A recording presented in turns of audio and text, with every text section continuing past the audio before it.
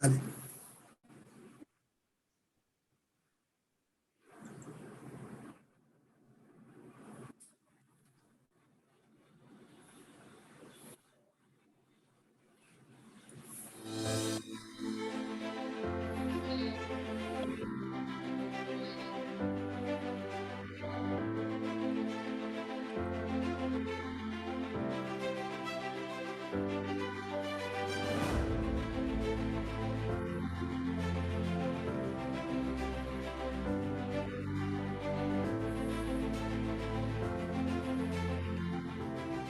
La excelencia farmacéutica es nuestro compromiso con tu salud.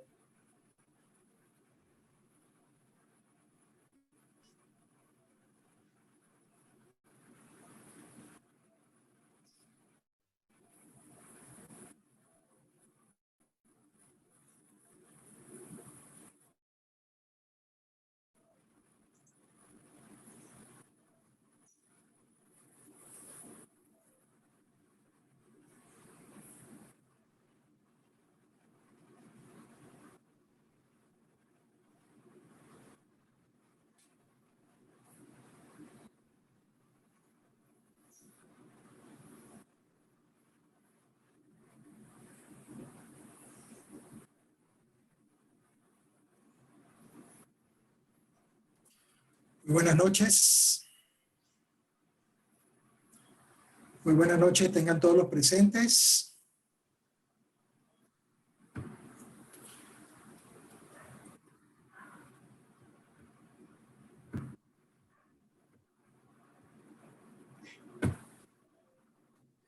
Muy buenas noches, tengan todos los colegas presentes. Mi nombre es Pastor Galicia, médico obstetra ginecólogo y Chief Medical Officer de Laboratorios Leti.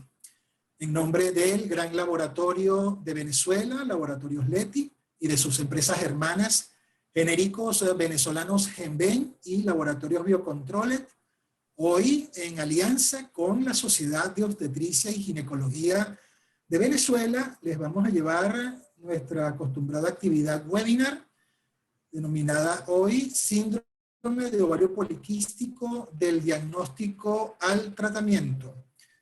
Para el desarrollo de esta actividad contaremos en la noche de hoy con dos extraordinarios invitados. En primer lugar, el doctor Roger González. El doctor Roger González es médico cirujano egresado de la Universidad Centro Occidental Lisandro Alvarado, UCLA, en la ciudad de Barquisimeto. Médico ginecólogo obstetra de la Universidad Central de Venezuela, en la ciudad de Caracas, donde también cursó sus estudios y egresó como médico ginecólogo infantil y juvenil, el Hospital JM de Los Ríos de la Universidad Central de Venezuela, actualmente en Chile, donde se desempeña como médico staff del Servicio de Ginecología del Hospital Regional de Talca, docente de planta del Internado de Ginecología de la Universidad Autónoma de Chile y miembro de la directiva de la Sociedad Chilena de Obstetricia y Ginecología de la Infancia y la Adolescencia. Roger nos va a conversar hoy del tema síndrome de ovario poliquístico, reto diagnóstico en las adolescentes y el papel de los anticonceptivos orales. De seguida tendremos a la doctora Paula Cortiñas. Paula es médico cirujano de la Universidad Central de Venezuela, especialista en ginecología del Hospital Carlos J. Bello de la Cruz Roja Venezolana en la ciudad de Caracas, magíster Scienciarium en reproducción humana del Instituto Venezolano de Investigaciones Científicas, IVIC, colaboradora docente del Instituto de Oncología Dr. Luis Racetti y del Servicio de Ginecología del Hospital Universitario de Caracas de la Universidad Central de Venezuela, acá en la ciudad de Caracas, y coordinadora de la sección de endocrinología ginecológica de la Sociedad de Obstetricia y Ginecología de Venezuela. Paula nos va a conversar acerca de las alternativas de tratamiento, la mejor de las evidencias. Como un indicativo interesante, les recuerdo que esta actividad está siendo grabada y será colgada una vez finalizada en el canal de YouTube de Laboratorios Leti-SAF.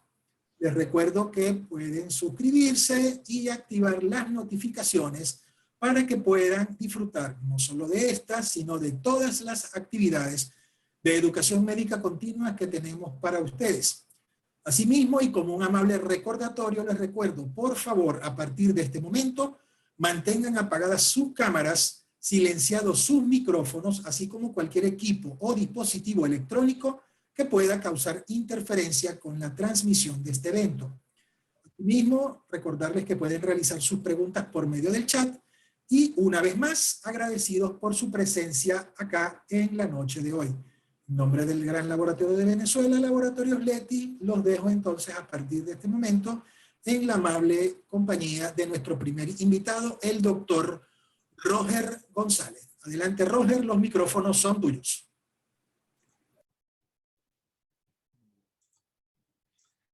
Hola, bueno, buenas noches, gracias por la invitación, por la oportunidad de estar aquí, tanto la Sociedad de Obstetricia y Ginecología de Venezuela como el Laboratorios Leti.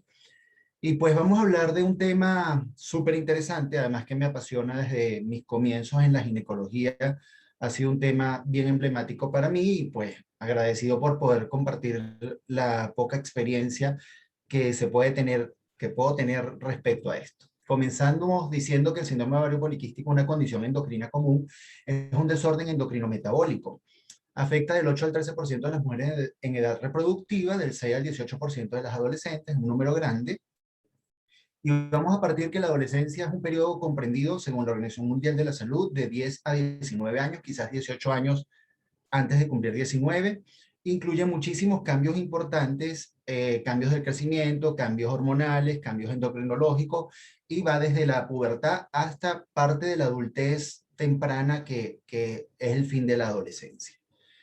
Es la primera causa de infertilidad no ovulatoria, es conocido eso por todos. Uno de los diagnósticos precisamente es la no ovulación. El 40% de las mujeres con SOP son infértiles y la mayoría podría tener resistencia a la insulina, como lo vamos a ver. En Estados Unidos la incidencia de SOP se puede estimar hasta en un 4%, y en países europeos hasta de 6 a 7%. Aquí en Chile, donde estoy actualmente, hay una alta prevalencia de síndrome ovario poliquístico porque es bien consabido que las tasas de obesidad y de resistencia a la insulina y diabetes en este país del sur son extremadamente altos. Comencemos por ir desmontando algunos mitos. Creo que algunas cosas nos van a hacer mucho ruido el día de hoy.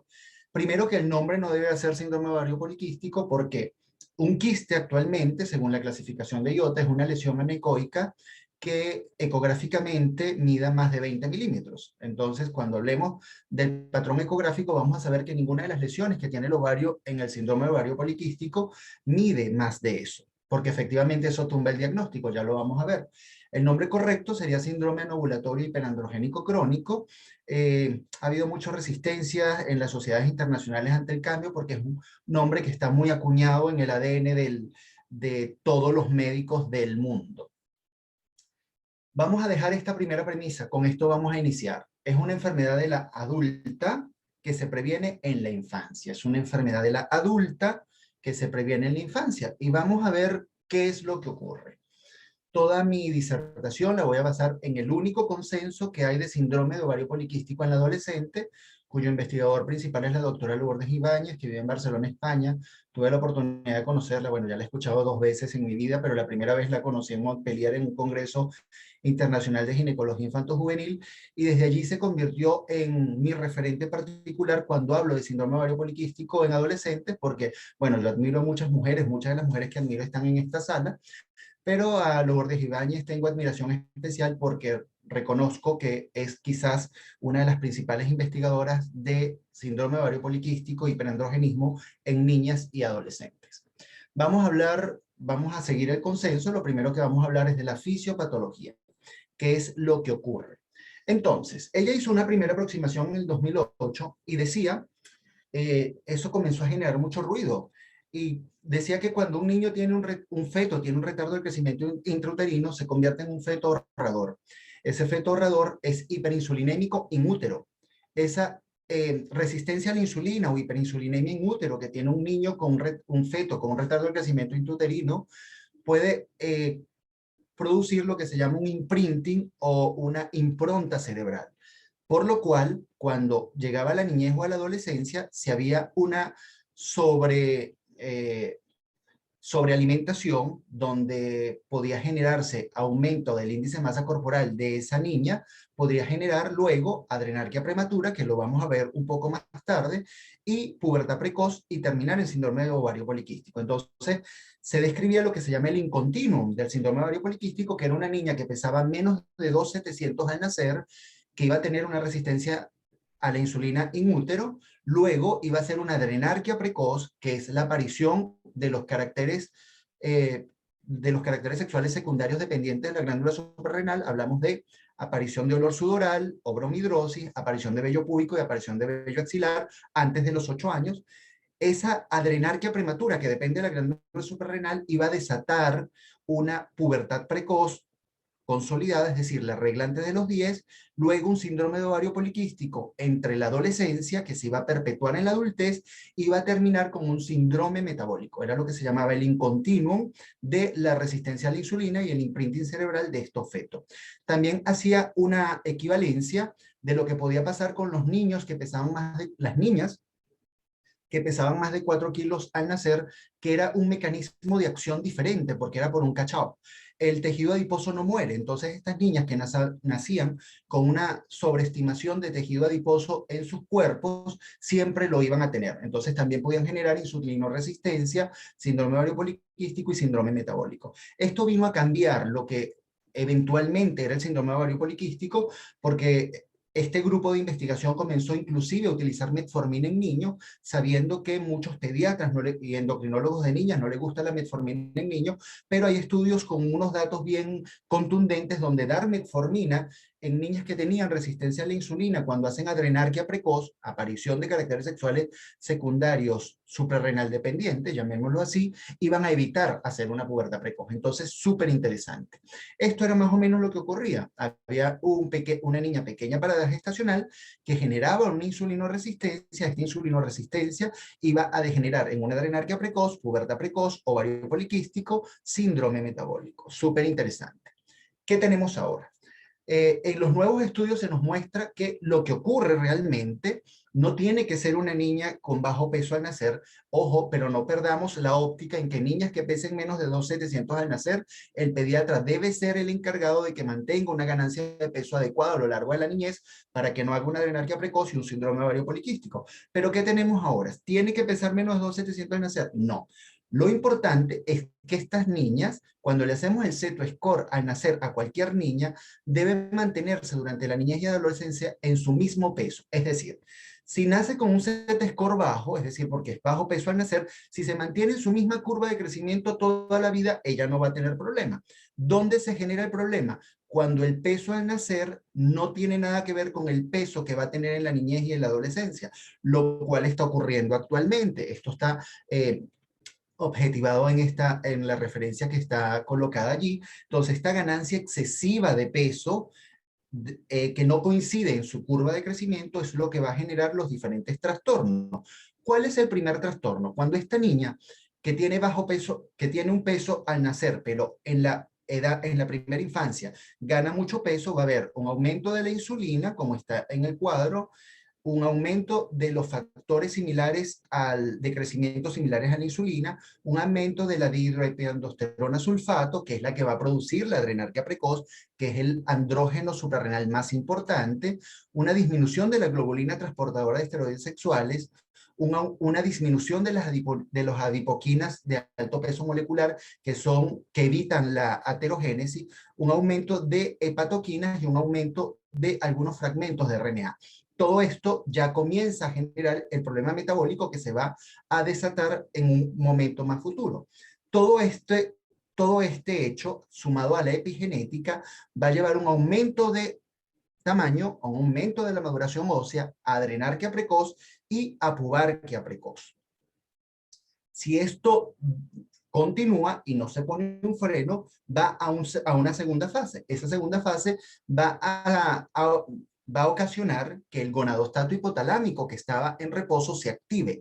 Esta activación del gonadostato hipotalámico puede producir en esta niña una pubertad precoz, es decir, una regla antes de los 10 años. Esta pubertad precoz puede terminar en ovarios androgenizantes y reglas irregulares. Entonces, sería un adolescente con hiperandrogenismo o hiperandrogenemia, con manifestaciones clínicas de hiperandrogenismo y además con trastornos menstruales. Y es súper variable lo que ocurre, porque cuando hablamos de ovario poliquístico en un adolescente, vamos a tener un eje neuroendocrino, un eje metabólico, un eje medioambiental, hay alteraciones del esteroidogénesis, hay unas alteraciones genéticas o epigenéticas, como hablaremos. Entonces, un adolescente con síndrome de ovario poliquístico, ¿qué tiene? Tiene la testosterona libre alta, tiene la androstenediona alta, tiene la DEA sulfato alta o no, que hablando de androstenediona como andrógeno ovárico y la DEA sulfatada como andrógeno suprarrenal, la LH está aumentada y es súper importante en la fisiopatología del síndrome ovario poliquístico. La FSH puede estar normal, la relación LH y FSH se desequilibra porque la LH aumenta y la FSH disminuye y se hace mayor a 1, lo cual en un principio inclusive estuvo dentro de los criterios diagnósticos. La insulina está aumentada, los factores similares de crecimiento de la insulina están aumentados, lo cual produce el no funcionamiento, la no ovulación, por ejemplo, como lo podemos llamar, y la globulina transportadora de esteroides sexuales está disminuida, por lo cual la testosterona libre estaría aumentada. ¿Qué pasa con la epigenética? El patrón de herencia del SOP no es mendeliano, pero hay mucha importancia, cada vez cobra más importancia esto de la epigenética. ¿Okay? ¿Qué es realmente lo que ocurre con la genética en el síndrome de ovario poliquístico? En modelos animales, la exposición a andrógenos en el útero produce alteraciones estructurales y funcionales similares a las manifestaciones del SOP en humanos. Entonces, es bien interesante plantearnos lo siguiente, y ya está demostrado. Las niñas, hijas de mujeres que se embarazan con síndrome de ovario poliquístico sin tratamiento y sin metformina y son hiperandrogénicas durante el embarazo, estas niñas tienen mayor probabilidad de hacer síndrome de ovario poliquístico. La disfunción neuroendocrina, como lo dije, es un aumento de la hormona luteinizante. ¿Okay? Ese aumento de la hormona luteinizante tiene que ver con el circuito de las quispeptinas, lo cual está actualmente muy en boga para estudiar la pubertad precoz, pero no nos vamos a meter en eso porque tenemos muchas otras cosas que decir. Ahora hablemos del diagnóstico. ¿Qué pasa con el diagnóstico?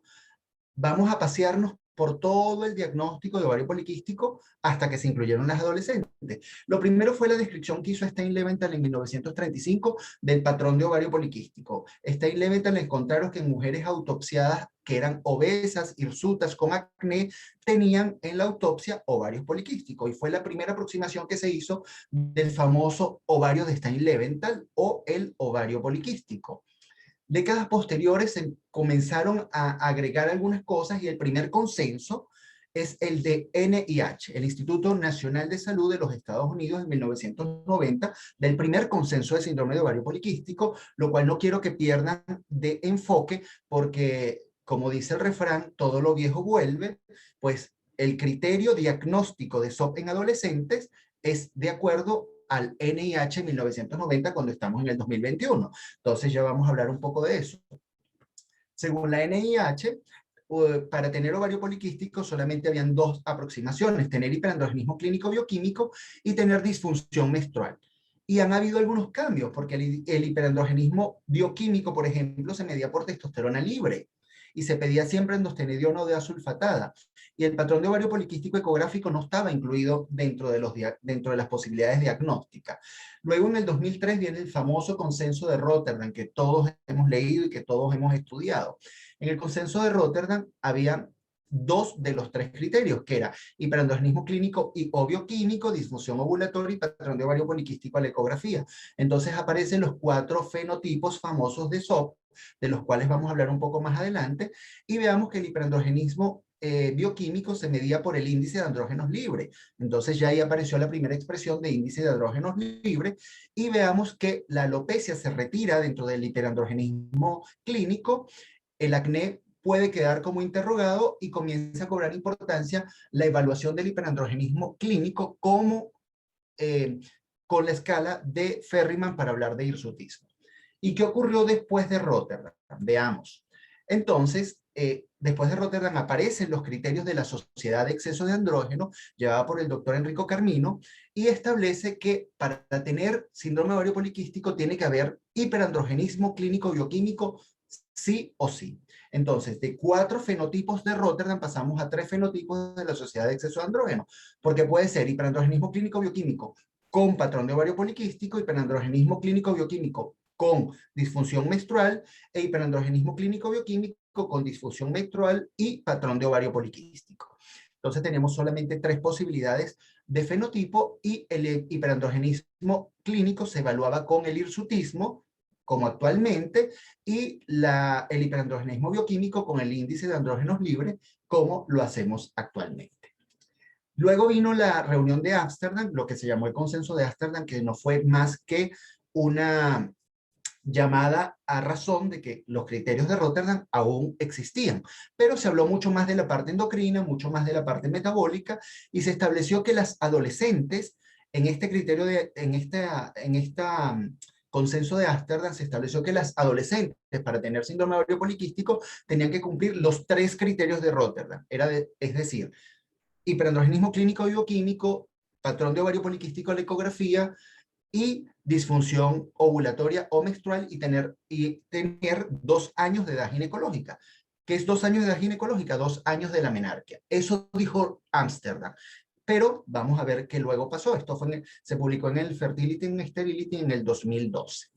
Han habido muchísima gente que se ha querido aproximar a los criterios diagnósticos para adolescentes. Una oportunidad que pude estar cuando el doctor Sultan habló de sus criterios, los famosos criterios del doctor Sultan, y han habido muchísimas personas que se han querido acercar hacia lo que es el ovario poliquístico o los criterios diagnósticos ovario poliquístico en adolescentes. Pero ya no hablemos más del pasado, vámonos al presente y quizás lo que será el futuro.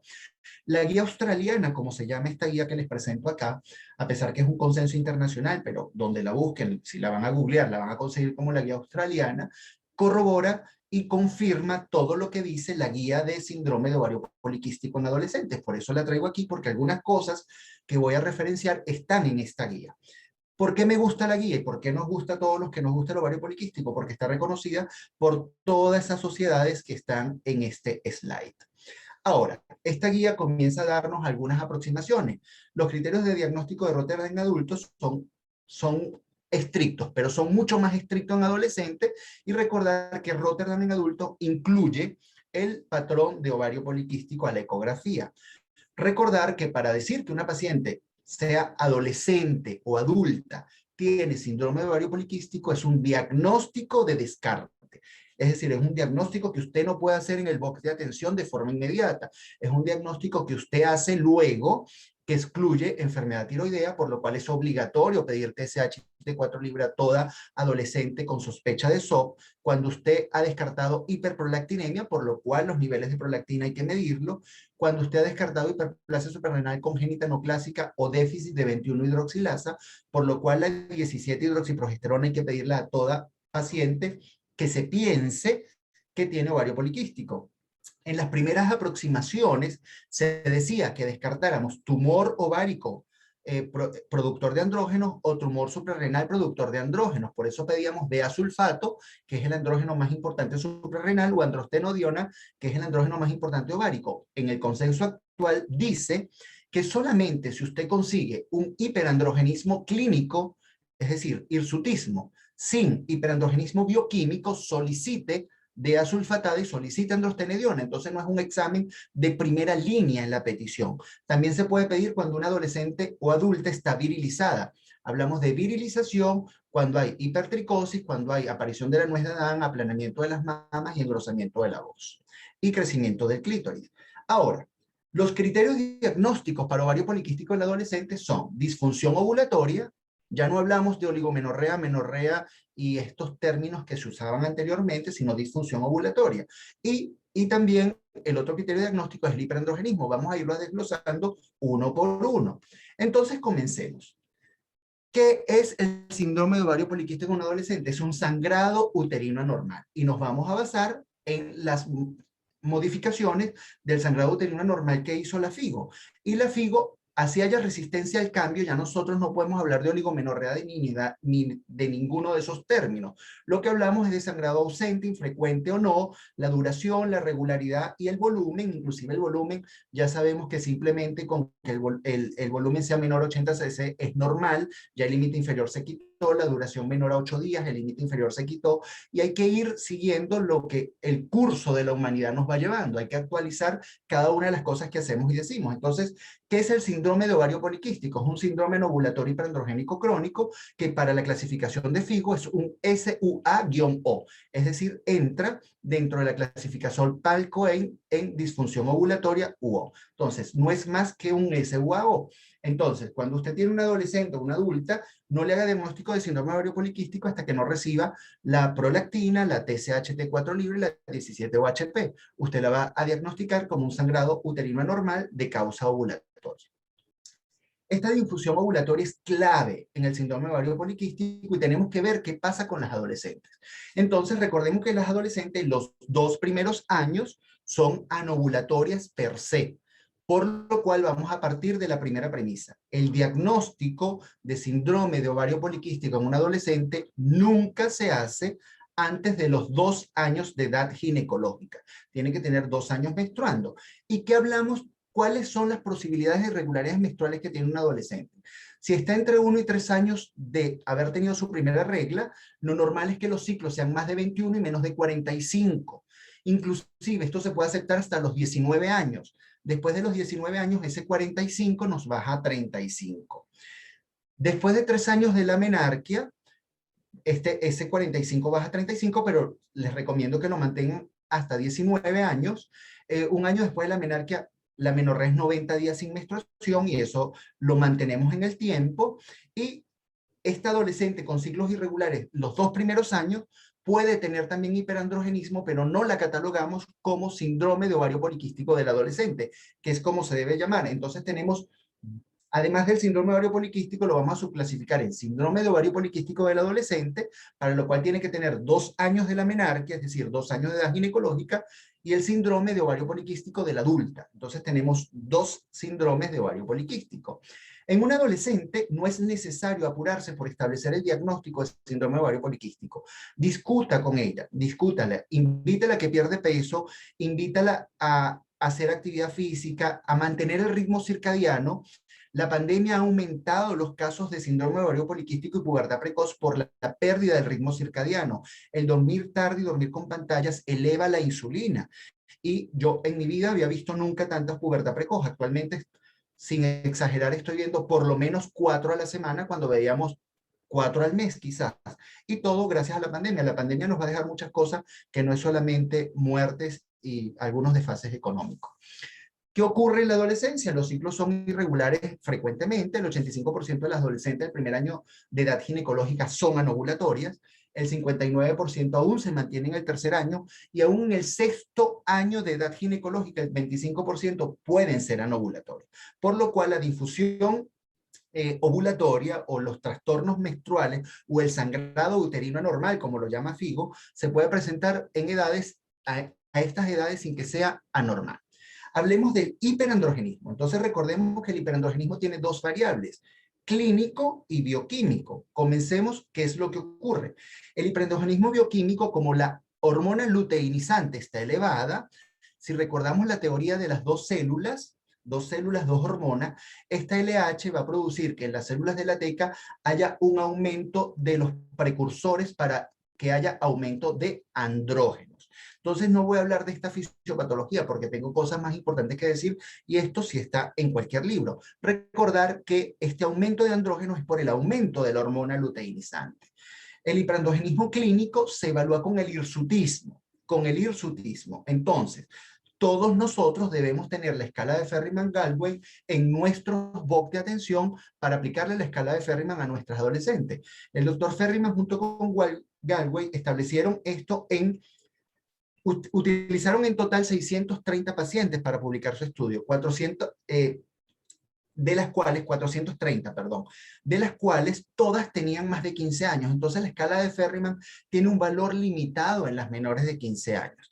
Entonces ya ahí tenemos algo que estar pendiente. Y hablamos de la escala de Ferryman-Gallwey modificada porque los brazos y las piernas se sacaron de la escala de Ferryman y tenemos esta escala de Ferryman actual. Labio superior, no podemos decir bigote porque las mujeres con vulva no tienen bigote. Labio superior, el bozo, el tórax, abdomen superior e inferior, espalda, espalda superior, espalda inferior, cara interna de los brazos y cara interna de los muslos. Olvídense de las partes distales porque tienen muchas diferencias en cuanto a la genética.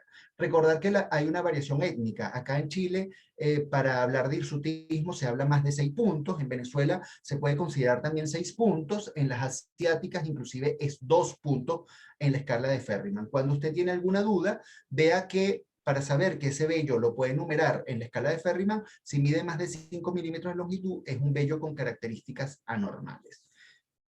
Traigo a colación el acné porque el acné está volviendo a cobrar importancia, pero no es cualquier acné. El acné vulgar del adolescente, por llamarlo de alguna manera, no es el acné que nos importa, es el acné inflamatorio moderado a severo. Entonces, como premisa, toda adolescente con acné moderado a severo debe ser evaluada por la probabilidad de que tenga un hiperandrogenismo bioquímico. Entonces, también le agrego que si la paciente tiene acné en el pecho o en el dorso, por favor, averigüen la posibilidad de un hiperandrogenismo bioquímico. Ojo, esto está consensuado en este artículo que está recién salido del horno, es 2021, pero aún no está dentro de los consensos internacionales que incluyamos el acné dentro del hiperandrogenismo clínico. Nos quedamos con hirsutismo por escala de Ferryman-Gallwey modificada y el hirsutismo es más de 6. Cuando se dice que la puntuación es de 15 a 25, es un hirsutismo moderado, y más de 25 es severo, y si tengo un hirsutismo severo, ojo, allí sí vale la pena pedir D-sulfatada y androstenediona por la probabilidad que exista un tumor productor de andrógenos. Ok, ¿cómo vamos a evaluar el hiperandrogenismo bioquímico? Ya lo dijimos. Clínico con Ferryman. ¿Cómo vamos a evaluar el bioquímico? Vamos a ver qué es lo que ocurre. Lo que está en boga es lo que se llama la espectrometría masa-masa, que es la medición más exacta del hiperandrogenismo bioquímico porque mide testosterona total. Y el valor por masa-masa puede inclusive ser más bajo de lo que se nos dice actualmente, que son 55 nanogramos sobre decilitro. Cuando hablamos de 55 nanogramos sobre decilitro por radioinmunoanálisis, que es lo que tenemos disponible en la mayoría de los laboratorios del mundo, acá en la ciudad que yo vivo no tenemos masa-masa, tendría que mandar la muestra a la capital, que es Santiago, pero tengo radioinmunoanálisis y por eso tomo el valor del radioinmunoanálisis, que es 55. Si usted tiene disponible hacer masa-masa, inclusive este valor de testosterona total puede disminuir a 42 nanogramos sobre decilitro. Cuando usted va a evaluar hiperandrogenismo bioquímico en un adolescente que ya está utilizando anticonceptivos, debe suspender el anticonceptivo por 3 meses y que utilice un método de barrera, bien sea un condón interno o un condón externo. Hay un valor muy importante que apareció en Rotterdam y apareció en la Sociedad de Exceso de Andrógenos, que es el índice de andrógenos libres. El índice de andrógenos libres es la testosterona total en nanomoles sobre litros sobre la globulina transportadora de esteroides sexuales en nanomoles sobre litros multiplicado por 100. El índice de andrógenos libre en la adulta normal es menos de 4,5. Entonces, toda mujer adulta que tenga un índice de andrógenos libre mayor a 4,5 tiene un hiperandrogenismo bioquímico. Y en la adolescente lo llevamos a 6. Todo adolescente con índice de andrógenos libre mayor a 6 tendrá un hiperandrogenismo bioquímico. Patrón ecográfico de ovario poliquístico. Interesante. Llegamos a un punto clave. Lo primero que les voy a decir es que hay que tener cuidado con lo que estamos haciendo cuando hagamos una ecografía. Entonces, en las adolescentes, en la ecografía, el patrón de ovario poliquístico de Rotterdam, que en realidad le decimos patrón de ovario poliquístico de Rotterdam, pero este patrón de ovario poliquístico lo describió Adams y no se le da su reconocimiento, se hace por ecografía transvaginal. En las adolescentes, si no han tenido vida sexual, hacemos la ecografía por vía transabdominal. Entonces ya allí habría la primera diferencia. Para las adolescentes, los que quieran seguir haciendo ecografía para evaluar el ovario por ovario poliquístico, si así lo desean, hay que tomar en cuenta el volumen ovárico. La Sociedad de Exceso de Andrógenos sugirió que el volumen ovárico debiera ser 10 ml en un adolescente para hablar de patrón de ovario poliquístico. pero en realidad se debe considerar 12 ml, que son 2 desviaciones estándar por arriba de la media. Entonces, cuando usted ve un adolescente, no haga conteo folicular por vía abdominal porque no es adecuado. Si lo va a hacer por vía transvaginal, porque ya el adolescente tuvo vida sexual, simplemente calcule el volumen en 3 ejes. Y si el volumen es mayor de 12 cc, esa paciente puede tener un patrón de ovario poliquístico sin necesidad de hacer el conteo de folículos antrales. ¿Qué pasa? ¿Por qué tomamos 12? Porque habitualmente es el volumen ovárico en el adolescente entre el cuarto y quinto año de vida ginecológica llega a 10 ml, pero puede ser un poco más, porque inclusive en los primeros años posmenárquica puede ser 1,5, por lo cual el consenso de la Sociedad de Andrógenos es 10, pero el consenso posteriormente o en la guía australiana pide que tomemos como volumen ovárico normal en un adolescente menos de 12 cc, más de 12 cc sería un patrón de ovario poliquístico por ecografía. Para concluir, ninguno de los consensos establece vía abdominal para patrón de ovario poliquístico, todos son vía transvaginal. No se puede realizar conteo de folículos antrales por vía abdominal, solo por vía transvaginal, y vamos a tomar como volumen ovárico 12 cc para considerarlo anormal. Cuando hagan sus reportes, por favor, cuenten los folículos, ya lo vamos a hacer referencia a eso. Para hablar de ovario poliquístico, recuerden que el ovario Stein-Leventhal era la famosa rueda de carreta, folículos periféricos con estroma denso. Actualmente no importa dónde estén los folículos, recordemos que estos llamados quistes, que no son quistes, son simplemente folículos preantrales, y olvidar la expresión ovario multifolicular, término que no existe en ninguna nomenclatura, y recuerden que toda la descripción ovárica actualmente la hacemos por el consenso de IOTA, y IOTA no habla de ovarios multifoliculares. Cuando hagamos un reporte de una ecografía, y es por vía transvaginal, recordar colocar fecha última regla, cuál es el ancho de banda del transductor, porque si su transductor transvaginal es mayor de 8 MHz, usted no va, el patrón de ovario poliquístico pasa de ser de 12 o más estructuras foliculares menores a 9 milímetros, pasa a ser 20, a pesar que no está consensuado en los equipos de alta resolución. Cuando usted hace el conteo folicular para hablar de ovario poliquístico, si es un transductor de alta resolución mayor de 8, hable de 20 y no de 12, por ejemplo. Siempre cuente todos los folículos del ovario, que son folículos preantrales, siempre haga 3 dimensiones, es decir, la medición europea, esa resumida que hacemos los 3 ejes en el mismo corte longitudinal, no es válida cuando usted va a calcular volumen. Hagan los 3 cortes, longitudinal alto y ancho, longitudinal antero, posterior y transverso. Eso es lo que ocurre en los adultos. ¿Qué importancia tienen los adultos? La ecografía, que permite establecer el fenotipo del SOP, y el fenotipo del SOP debe escribirse en la ficha clínica, en la historia clínica, porque tiene importancia en cuanto a saber si es un SOP verdadero o no es un SOP verdadero. Estos son los fenotipos de SOP. El fenotipo A tiene hiperandrogenismo clínico bioquímico, disfunción ovulatoria y ovario poliquístico, y siempre va a ser SOP. Toda mujer que tenga hiperandrogenismo clínico bioquímico, difusión ovulatoria y patrón de ovario poliquístico a la ecografía, hablando como patrón de ovario poliquístico a la ecografía, 12 o más folículos preantrales menores de 9 milímetros dispuestos en cualquier parte del ovario, recordar que si tiene un folículo dominante que mida más de 10 milímetros, ya tiene que repetir la eco, porque la paciente no puede catalogarla como patrón de ovario poliquístico. Si la paciente no está en fase folicular temprana, inclusive con la menstruación, no debería catalogarla como ovario poliquístico. Si la paciente está utilizando anticonceptivos o inductores de ovulación, no le puede catalogar como ovario poliquístico, y el ovario poliquístico puede ser en uno o en los dos ovarios. Igual su reporte diagnóstico dirá patrón ecográfico de ovario poliquístico. Bien, vamos al patrón B, o lo que se llama el fenotipo B, tiene hiperandrogenismo y disfunción ovulatoria. Es SOP probable, y es lo que se llama el SOP tipo 2. Entonces, ese SOP hay que tenerlo en consideración, y esta paciente hay que tratarla. El SOP tipo C va a tener patrón de ovario poliquístico y hiperandrogenismo, lo que se llama el SOP ovulatorio, porque no tiene sangrado uterino normal, es decir, no tiene trastornos del sangrado. Y esta paciente es más fácil de tratar y quizás no va a ser tan sintomática. Y el fenotipo D, que tiene patrón de ovario poliquístico y disfunción ovulatoria, habitualmente no es un síndrome de ovario poliquístico. Entonces es importante que la paciente conozca su fenotipo, porque basado en el fenotipo vamos a basar el tratamiento, de lo cual luego se va a hablar. ¿Y qué hay más allá de los criterios de Rotterdam? Bueno, en conclusión, para llevar a casa, tomar y llevar. tenemos un diagnóstico que se llama síndrome de ovario poliquístico en la adolescente, que es diferente al síndrome de ovario poliquístico en la adulta. ¿Cómo hago el diagnóstico de síndrome de ovario poliquístico en la adolescente? Número 1, la adolescente tiene que tener 2 años de edad ginecológica. Número 2, tiene que tener trastorno menstrual, es decir, reglas menores de 21 días o mayores de 45 días, sangrados de más de 8 días o la utilización de más de 6 toallas sanitarias por día o 90 días sin regla. Eso llamamos disfunción ovulatoria. Y tiene que tener hiperandrogenismo clínico y bioquímico. No es como en las adultas que es clínico y o bioquímico. Tiene que tener hiperandrogenismo clínico, una escala de Ferriman mayor de 6 e hiperandrogenismo bioquímico, es decir, una testosterona total mayor de 50, por decirlo de alguna manera, o índice de andrógenos libres mayor de 6.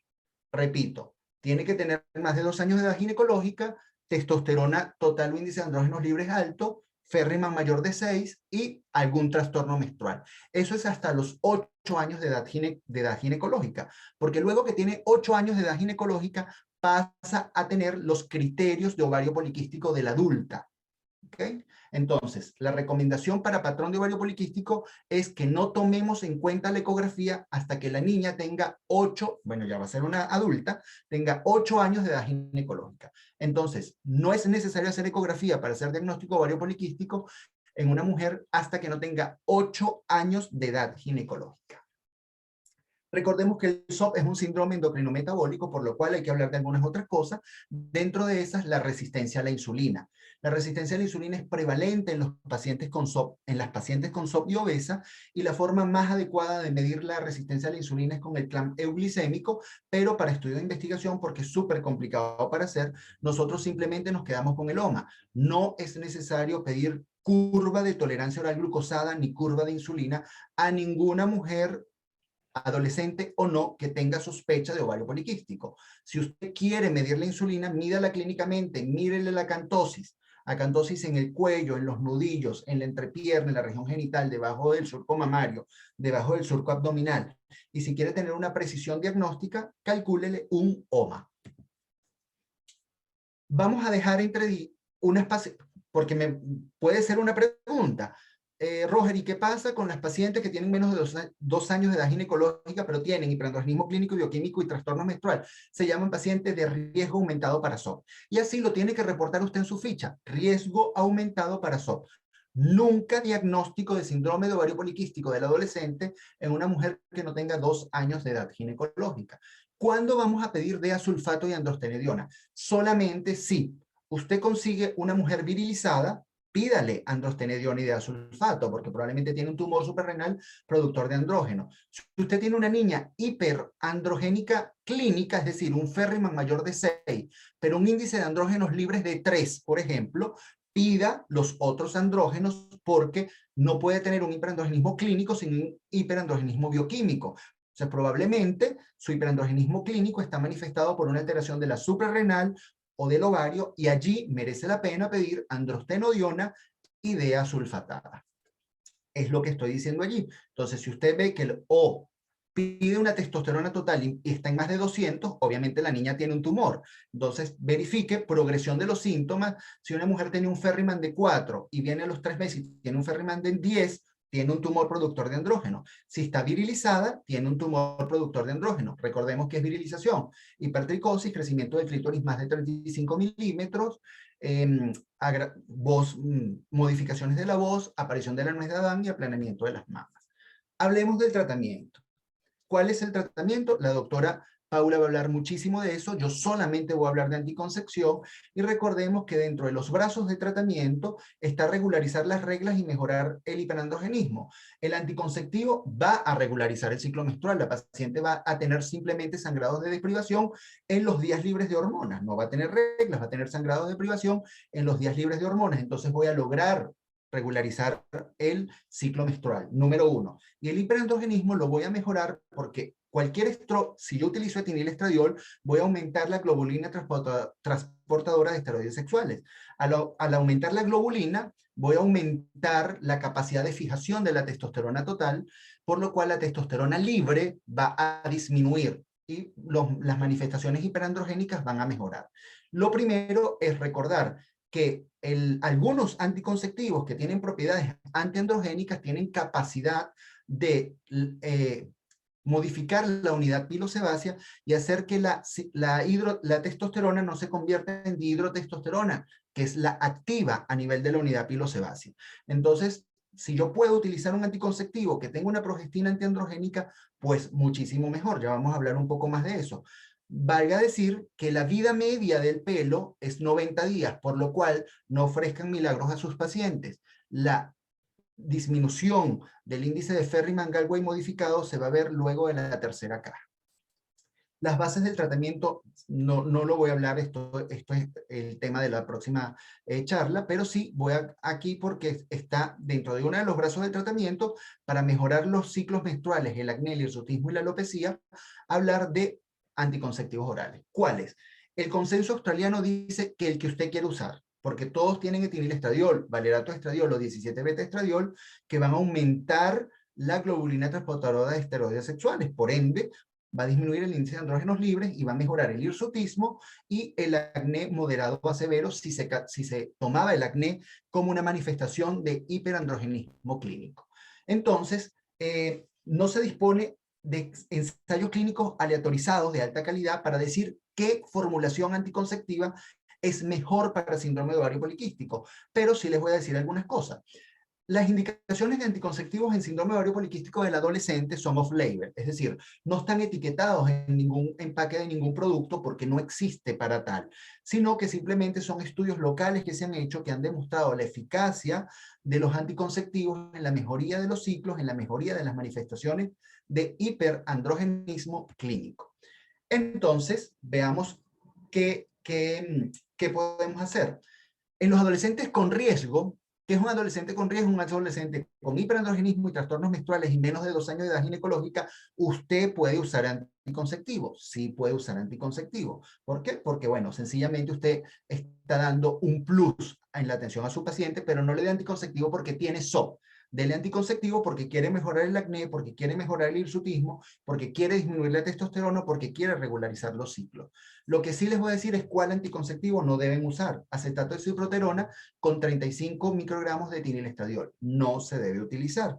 ¿Por qué? Porque ya se retiró dentro del uso del síndrome ovario poliquístico. Sabemos que en Europa no se está comercializando, no solamente por la probabilidad de tener trombosis, sino por el efecto deleterio en el metabolismo de los carbohidratos y por la hepatotoxicidad que puede producir. Si usted es de los ciproterona lover, pues puede seguir utilizando ciproterona, pero por favor no más de 6 meses.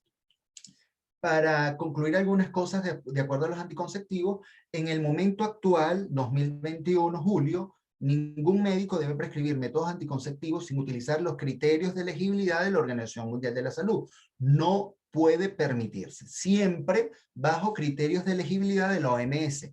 ¿Qué puede utilizar? Puede utilizar cualquier anticonceptivo con etinilestradiol con 20 o con 30. Recordar que en el adolescente, por la ganancia de masa ósea, preferimos 30. También puede utilizar cualquier estrógeno, 17-beta estradiol unido a acetato de no-megestrol, o puede utilizar valerato de estradiol con dienogés. Sí puede, no habría ningún problema.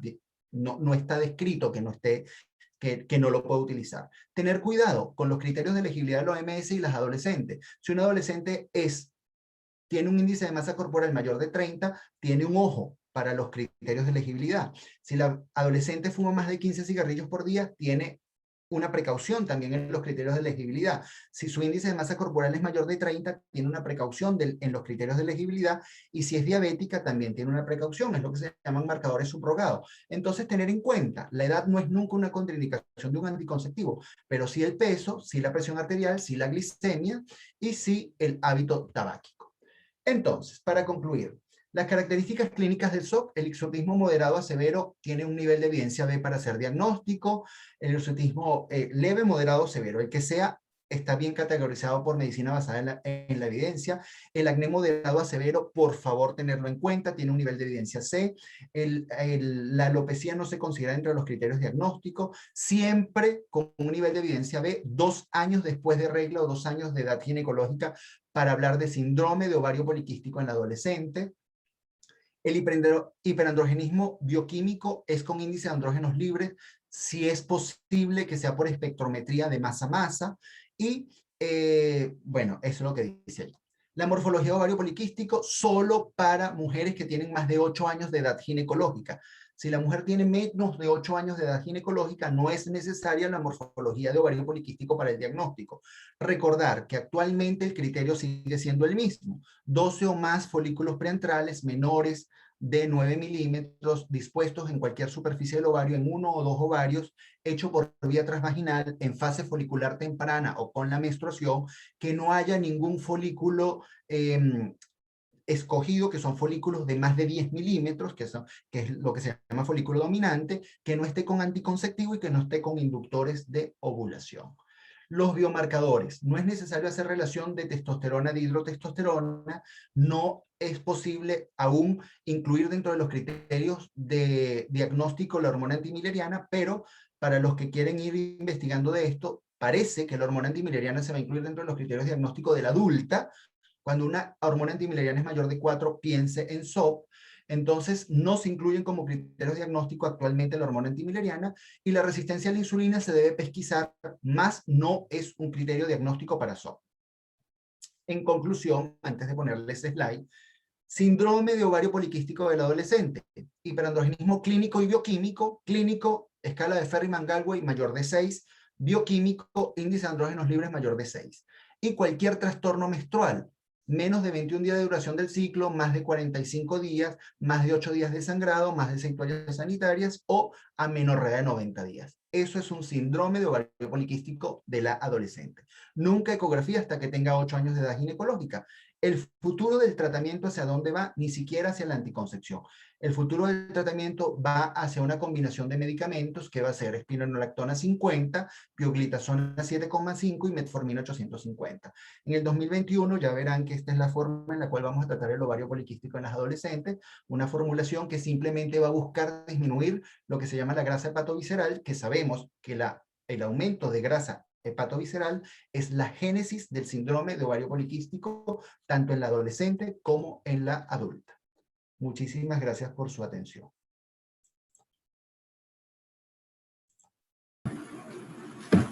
Vale, Roger, excelente tu conferencia. Realmente, bueno, me suscribo de todas los comentarios de las personas que nos han escrito desde diversos puntos de nuestra geografía e incluso de algunas partes del mundo, felicitándote por tan concisa presentación, recordándote mucho desde acá de la ciudad de Barquisimeto, específicamente desde el Hospital Central Universitario Antonio Mera Pineda. De verdad, mi respeto, mi estimado. Bueno, antes de darle la bienvenida a nuestra siguiente invitada, recordarles que esta actividad, porque también me han estado preguntando, esta actividad está siendo grabada y será colgada en el canal de YouTube de Laboratorios Leti al finalizar la misma, para que puedan disfrutarla posteriormente las veces que deseen. Les recordamos, por favor, activar sus notificaciones para que se informen acerca de las próximas actividades de educación médica continua que tenemos para ustedes. Los casi 450 participantes que nos han estado acompañando, todavía por acá nos acompañan a la espera de nuestra siguiente invitada, la doctora Paula Cortiñas, quien nos va a conversar acerca de la mejor evidencia en cuanto a las alternativas de tratamiento. Así que, Paula, los micrófonos son tuyos. Buenas noches a todos. Gracias, Pastor, y bueno, gracias a la Sociedad de Obstetricia y Ginecología por la cordial invitación, y Laboratorios Leti, bueno, por seguir haciendo estos webinars que siguen teniendo público a pesar de que ya la pandemia, bueno, va y viene. Bueno, les voy a hablar sobre las alternativas de tratamiento en el síndrome de ovario poliquístico, la mejor evidencia. Yo voy a hablar del síndrome de ovario poliquístico en general, no solamente en la adolescente, sino en todas las pacientes. ¿Cuáles son los problemas del síndrome de ovario poliquístico? En primer lugar, tenemos la anovulación. Ya el doctor Roger comentó que la disfunción ovulatoria es parte importante del diagnóstico, que se manifiesta como trastornos menstruales y en la adulta como infertilidad. El hiperandrogenismo clínico, que puede manifestarse como hirsutismo, acné, seborrea o alopecia. La resistencia a insulina, que genera trastornos metabólicos, aunque no todas las pacientes, un gran porcentaje de pacientes con síndrome de ovario poliquístico tienen resistencia a insulina. Después tenemos las complicaciones obstétricas en las pacientes que logran embarazo, el aborto, el bajo peso del feto, la diabetes gestacional y, por supuesto, después de la menopausia, las enfermedades a largo plazo que han ido en lo que el doctor Roger llamó ese continuum en el ovario poliquístico, que es la diabetes mellitus, la enfermedad cardiovascular y cerebrovascular y carcinoma de endometrio, ovario y mama. Y por supuesto, todas estas cosas desde la adolescencia hasta la menopausia producen alteración en la calidad de vida de la paciente y es importante tomarlo en cuenta porque esto afecta emocionalmente a las pacientes. ¿Cuáles son entonces los objetivos del tratamiento en el síndrome de ovario poliquístico? En primer lugar, suprimir y contrarrestar la secreción y acción de los andrógenos, que es un común en la mayoría de las pacientes con ovario poliquístico. Proteger al endometrio y mejorar la función menstrual es importantísimo. Mejorar la disfunción ovulatoria. Nuestro papel como médicos es prevenir estas enfermedades a largo plazo. Ya podemos ver que se pueden prevenir desde que la niña es feto, pero en el momento que cae en nuestras manos, pues podemos hacerlo y mejorar la infertilidad ovulatoria en aquellas pacientes que deseen embarazo. Entonces el enfoque del tratamiento tiene varias aristas: el trastorno menstrual en las pacientes que lo presenten, el hiperandrogenismo clínico en las pacientes que presenten manifestaciones, infertilidad, pacientes que quieran embarazar si no lo logren, y la disfunción metabólica, yo creo que en todas las pacientes, pero bueno, generalmente las pacientes que se nos presenten con disfunción metabólica. El consenso del que habló el doctor, este consenso que está respaldado por todas estas sociedades, el australiano, que también me voy a basar para dar las recomendaciones esta noche, sugiere que los cambios en el estilo de vida son una piedra fundamental en el tratamiento de las pacientes con síndrome de ovario poliquístico. Estos cambios deben ser indicación de primera línea durante toda la vida de la paciente con SOP. El SOP es una condición y la paciente debe contrarrestar esta condición toda la vida. Estos cambios en el estilo de vida dan lugar a mejoría de todas las manifestaciones del SOP de las que hemos hablado. Y deben ser iniciados estos cambios durante la adolescencia para atenuar los efectos deleterios de la enfermedad.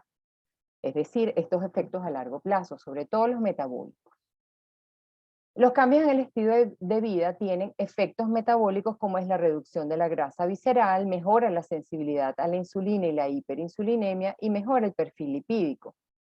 También tiene efectos endocrinos, la reducción de los andrógenos, hay un incremento de la producción de CHBG que sabemos que evita que haya andrógenos libres a nivel sérico y así su acción a nivel de los órganos blancos, y mejora, por supuesto, al mejorar todo esto, las alteraciones menstruales y la ovulación. ¿Qué cambios en el estilo de vida debemos propiciar en nuestras pacientes? Actividad física. El ejercicio es importante, no solamente para las pacientes con ovario poliquístico, para todo el mundo, pero en especial para estas pacientes. Debe haber actividad física 150 minutos por semana que incluya ejercicios tanto cardiovasculares como de fortalecimiento muscular. El músculo funciona también como un órgano endocrino y mejora la resistencia a insulina al tener mayor cantidad de músculo.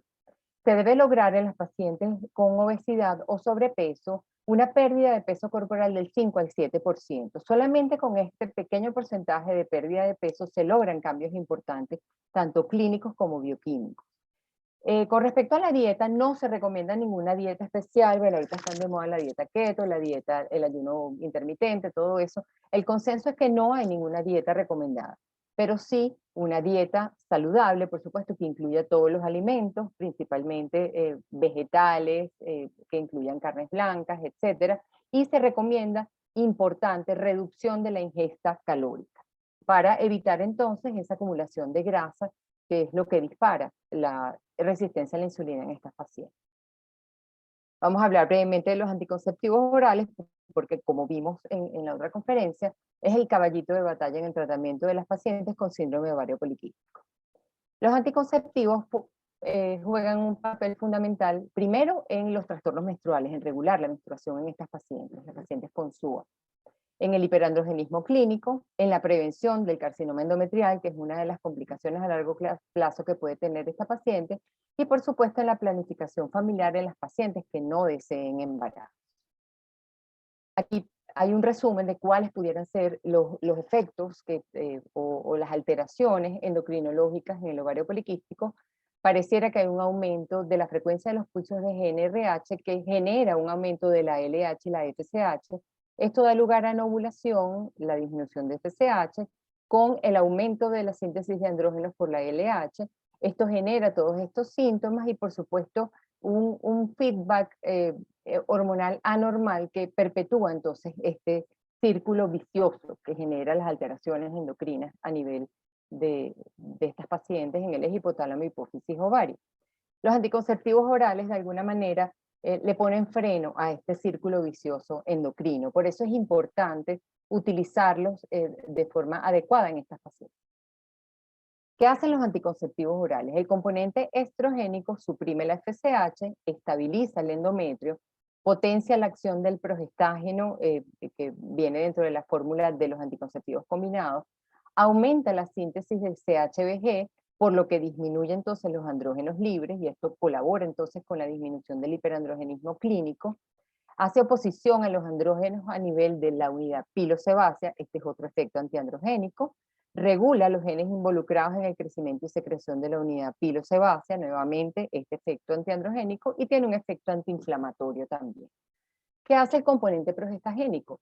Disminuye la frecuencia de los pulsos de GnRH, recordemos que estaban aumentados, hay un aumento de esta amplitud y frecuencia de pulsos, suprime entonces la LH y el pico de LH, entonces hay una disminución de la secreción de andrógenos a nivel ovárico, también disminuye la secreción de andrógenos suprarrenales, produce desidualización del endometrio, nuevamente entonces tiene un efecto preventivo sobre esa hiperplasia o ese cáncer de endometrio que pudiera generarse, disminuye entonces con todo esto la secreción de estrógenos y andrógenos a nivel ovárico, y algunas progestinas tienen un efecto antiandrogénico a nivel de la unidad pilosebácea e inhibiendo la 5-alfa reductasa, que es la enzima que convierte la testosterona en dihidrotestosterona, que es la forma más activa de la hormona. Hay un aumento de la concentración de la CHBG, que como vemos disminuye los andrógenos libres, y un aumento del metabolismo hepático de andrógenos, entonces también tiene un efecto antiandrogénico. Ya habíamos hablado que hay unas progestinas que son más antiandrogénicas que otras, entre ellas tenemos la ciproterona como la más antiandrogénica, esta es la acción antiandrogénica relativa, seguida del dienogest, del progestágeno dienogest. En tercer lugar tenemos la drospirenona y en cuarto lugar la clormadinona. Tiene múltiples mecanismos, se pueden unir al receptor de andrógenos, el receptor de dihidrotestosterona, inhiben la 5-alfa reductasa e inhiben la producción de gonadotropinas. Entonces, estos progestágenos antiandrogénicos funcionan de forma más eficiente en las pacientes que necesiten tratamiento antiandrogénico. Importante, ya el doctor lo recordó, que para indicar los anticonceptivos debemos utilizar los criterios de elegibilidad médica de la OMS, donde la categoría 1 y 2 permiten el uso del anticonceptivo y las categorías 3 y 4 lo restringen. Entonces aquí podemos ver en qué categoría está nuestra paciente antes de indicarle entonces el tratamiento anticonceptivo. ¿Cómo manejamos entonces los trastornos menstruales y el control del endometrio, que es el primer objetivo en las pacientes con síndrome de ovario poliquístico? Tenemos los anticonceptivos como primera línea de tratamiento, ya lo vimos, aunque cualquier anticoncepción hormonal puede utilizarse si la paciente no tolera la vía oral. En las pacientes que no requieran anticoncepción, en algunas pacientes adolescentes, por ejemplo, que no tienen vida sexual activa y que no necesitemos el componente estrogénico, podemos utilizar progesterona micronizada o progestágenos de forma cíclica.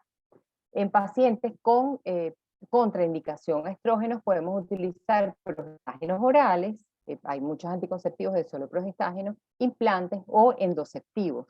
Y también podemos utilizar metformina, que en algunas pacientes pueden producir control del patrón menstrual. ¿Qué hacemos con el hiperandrogenismo clínico? Como primera línea de tratamiento tenemos también los anticonceptivos orales combinados y debemos esperar al menos 6 meses para decidir si el tratamiento es suficiente o si debemos asociar antiandrógenos, medicamentos antiandrógenos. Esto es en caso de hirsutismo resistente a tratamiento con anticonceptivos, pero después de 6 meses, o en pacientes que se presenten además con alopecia para tratar la alopecia. Es importante tomar en cuenta que los antiandrógenos tienen efecto teratogénico, entonces si la paciente tiene vida sexual activa en general, debemos utilizarlos con anticoncepción hormonal o alguna anticoncepción efectiva en el caso de existir alguna contraindicación anticoncepción hormonal, y siempre de trabajo de la mano con el dermatólogo, que va a utilizar medidas cosméticas y tópicas como el láser, la flornitina y otros elementos que utilizan los dermatólogos para contrarrestar. Hay que recordar que el pelo que ha salido no se va a caer con el tratamiento hormonal. Lo que hace el tratamiento hormonal es evitar que la salida de este pelo, de este vello, sea mucho más lenta o sea más larga en el tiempo. Entonces, el pelo que ya ha salido debemos eliminarlo con medidas cosméticas, con depilación, láser o cualquier otra medida. ¿Cuáles son los antiandrógenos que se recomiendan? En primera línea, a mí me gusta recomendar espironolactona en dosis de 25 hasta 100 o 200 miligramos por día. Es un diurético inhibidor de aldosterona, pero que inhibe competitivamente la unión de los andrógenos a su receptor. La flutamida es un antiandrógeno más, se utiliza en dosis de 62.5 hasta 500 miligramos por día, hasta por 12 meses. Es un antagonista competitivo de la unión del andrógeno a su receptor. Además, reduce la grasa visceral, pero tiene un gran problema que puede tener toxicidad hepática en algunos pacientes. Se puede utilizar dosis menores en combinación con metformina, preferiblemente en adolescentes. La doctora Ibáñez, de la que habló el doctor Roger, también tiene mucha experiencia al respecto. Después tenemos el acetato de ciproterona, que bien, si forma parte de los anticonceptivos, también puede usarse de forma aislada como administración cíclica de 50 a 100 miligramos día del día 5 al 15 o de forma continua junto con algún anticonceptivo. Es un esteroide derivado de la 17-hidroxiprogesterona e inhibe competitivamente a la dihidrotestosterona. Después tenemos al finasteride, que es útil parcialmente como antiandrógeno en dosis de 2.5 a 5 miligramos, porque solamente actúa a nivel de la conversión periférica de testosterona a dihidrotestosterona, es decir, inhibe competitivamente la 5-alfa reductasa. Y es muy útil en alopecia y en hiperandrogenismo, en hirsutismo. Pero, por ejemplo, en acné y otras manifestaciones no es tan bueno como estos antiandrógenos que les mencioné. Y la metformina también puede actuar como antiandrógeno en dosis de mínimo 1500 miligramos diarios porque disminuye la insulina y la insulin-like growth factor 1 que están implicados en el hiperandrogenismo. Y además aumenta la CHBG, que recordemos que es la hormona transportadora de la globulina transportadora de hormonas sexuales, y disminuye entonces la oferta de andrógenos libres para que actúen a nivel de los órganos blancos. Entonces ese es el mecanismo a través del cual la metformina funciona como antiandrógeno. En casos extremos podemos utilizar los análogos de GnRH, quienes suprimen el eje hipotálamo, hipófisis, ovario. Recordemos que producen una disminución de la FSH-LH al producir down regulation del receptor de GnRH y supresión de gonadotropinas y produce entonces un hipoestrogenismo. Se debe usar en combinación con anticonceptivos porque el hipoestrogenismo que produce puede dar lugar a alteraciones de la densidad mineral ósea y solo se usa en casos muy severos y que sean resistentes a terapias tradicionales. Es importante considerar su uso en algunas pacientes obesas con contraindicación a otros anticonceptivos o algún otro tratamiento hormonal. Sin embargo, particularmente yo lo he usado muy pocas veces en pacientes con síndrome de ovario poliquístico. ¿Qué hacemos con la disfunción metabólica en las pacientes con síndrome de ovario poliquístico? En primer lugar, tenemos los cambios en el estilo de vida como terapia de primera línea. Es importante que las pacientes con un diagnóstico de disfunción metabólica sean trabajadas en conjunto con el endocrinólogo y el nutricionista, porque vamos a necesitar la asesoría de ambos para manejarlas de forma efectiva. Solo se deben considerar el uso de sensibilizadores de insulina si no mejora el perfil metabólico al agregar estos cambios en el estilo de vida o si la paciente tiene intolerancia glucosada. y en pacientes con índice de masa corporal mayor de 25 kilogramos por metro cuadrado para manejar mejor el peso y los objetivos metabólicos. ¿Cómo sabemos que la paciente tiene intolerancia glucosada? Son los criterios de prediabetes con una glicemia basal entre 100 y 125 o que tenga una glicemia 2 horas post toma de solución glucosada de 140 a 199 miligramos por decilitro o que tenga una hemoglobina glicosilada entre 5.7 y 6.4. Estos son los criterios para definir prediabetes y se debe entonces manejar con sensibilizadores de insulina y por supuesto preferiblemente con el endocrino. El que más se utiliza es la metformina porque tiene los siguientes efectos metabólicos: mejora la sensibilidad periférica a la insulina, disminuye el colesterol total y triglicéridos, es decir, tiene un buen impacto sobre el perfil lipídico de la paciente y, muy importante, disminuye la progresión de la intolerancia glucosada a la diabetes. Cuando llegamos a diabetes ya llegamos al punto de no retorno y ya la paciente pues, no puede recuperar. Los efectos endocrinos de la metformina: disminuye los andrógenos, ya vimos que lo hace de forma efectiva, aumenta la concentración de CHBG, que es una forma también de funcionar como antiandrogénico, disminuye la concentración de LH y restaura la ovulación y la fertilidad. ¿Cuál es el lugar de la cirugía bariátrica y el síndrome de ovario poliquístico? En las pacientes que tienen indicación, mejora los trastornos menstruales, mejora el hiperandrogenismo y los trastornos metabólicos en las pacientes con síndrome de ovario poliquístico y obesidad o trastornos metabólicos asociados. Por supuesto, mejora los problemas de fertilidad. La recomendación de la cirugía bariátrica es en pacientes con índice de masa corporal por encima de 40 kilogramos por metro cuadrado o en pacientes con índice de masa corporal por encima de 35 kilogramos por metro cuadrado y que tenga comorbilidad. No hay suficiente evidencia, no hay acuerdo de considerar el síndrome de ovario poliquístico como una comorbilidad en el caso, para indicar entonces la cirugía bariátrica en mayores de 35, de índice de masa corporal mayor de 35. ¿Qué hacemos con la infertilidad y las pacientes con ovario poliquístico? Es importante modificar los siguientes factores antes de iniciar cualquier tratamiento de infertilidad anovulatoria. Estas pacientes tienen infertilidad no ovulatoria, es imperativo hacer una buena evaluación de otras pacientes para descartar otras causas de infertilidad y definir que definitivamente la infertilidad es anovulatoria. Debemos entonces plantearnos que la paciente tenga buenas cifras de tensión arterial, tenga una glicemia en los valores adecuados, que haya un cese de hábito tabáquico y alcohólico, que la paciente se encuentre en su peso ideal, que la paciente haga ejercicio y tenga sueño reparador y estado emocional adecuado. Porque el manejo apropiado de todos estos factores mejora definitivamente los resultados del tratamiento de infertilidad. Uno debe comenzar de forma básica con todos estos factores bien controlados. ¿Qué se recomienda entonces una vez que ya hicimos este diagnóstico, que no hay otros factores, que definitivamente es una infertilidad no ovulatoria producto del síndrome de ovario poliquístico solamente y que tenemos controlado todo lo demás?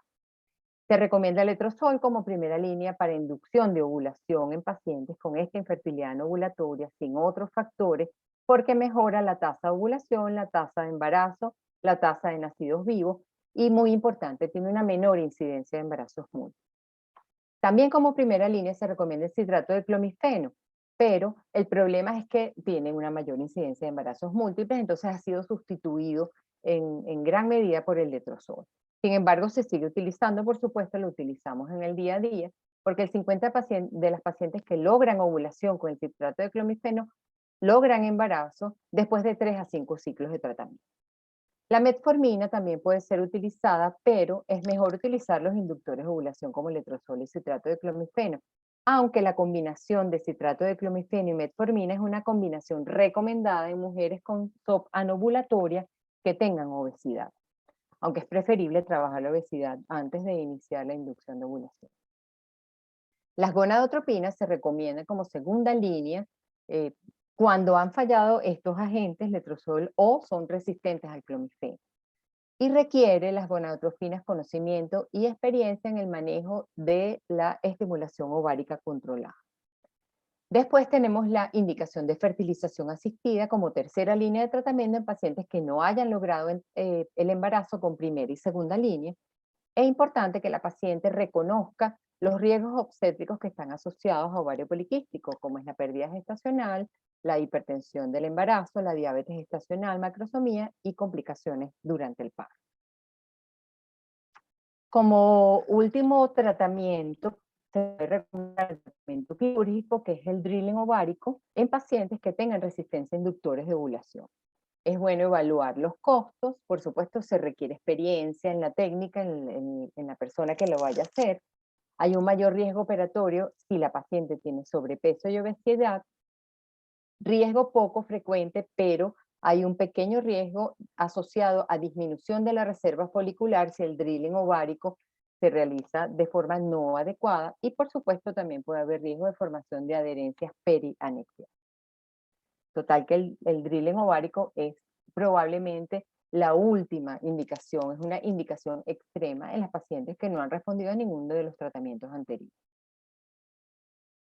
Vamos a hablar entonces ahora de lo que son los cambios de paradigma. El doctor Roger habló de este continuum, entonces es importante tenerlo en cuenta porque el manejo de la paciente con ovario poliquístico debe hacerse en diagnóstico de forma lo más precoz posible para poder hacer el tratamiento más adecuado y evitar la progresión de esta condición en sus complicaciones a largo plazo. Entonces tenemos que primero la paciente se presenta con trastornos menstruales, hirsutismo, anticoncepción e infertilidad. Todas estas variables se pueden ver en las pacientes adolescentes o muy jóvenes, y con el paso de la vida comienzan las complicaciones obstétricas, las alteraciones de la calidad de vida, el desarrollo de diabetes mellitus tipo 2, enfermedad cerebrovascular, cardiovascular y cáncer en última instancia.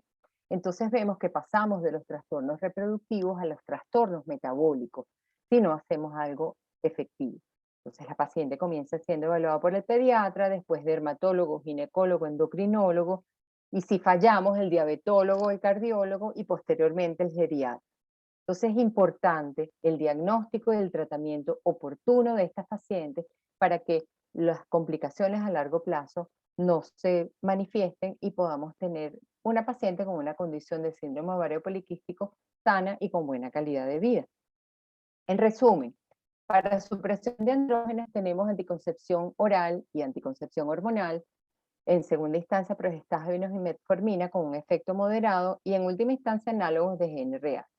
Para manejo específicamente del hirsutismo, la supresión androgénica, y podemos utilizar, cuando el tratamiento no ha sido efectivo después de 6 meses, bloqueadores del receptor de andrógeno como espironolactona, flutamina y ciproterona, inhibidores de 5-alfa reductasa como finasteride, o los tratamientos locales como inhibición de ornitina descarboxilasa con la eflornitina tópica o tratamiento cosmético local.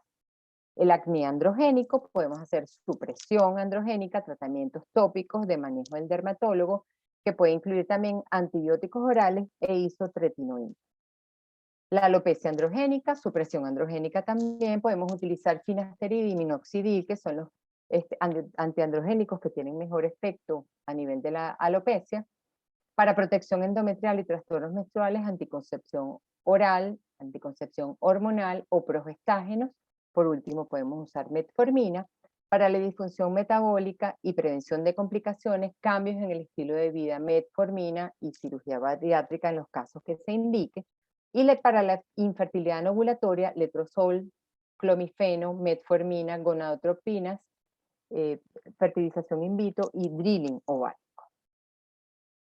Como les mencionó el doctor, yo también utilicé esta guía que tiene el apoyo ha sido evaluada por todas estas sociedades, y también esta guía que es una herramienta rápida para diagnóstico y tratamiento. Aquí está mi correo electrónico, si alguien lo desea, pues me escribe y le puedo mandar la información, el PDF de la información.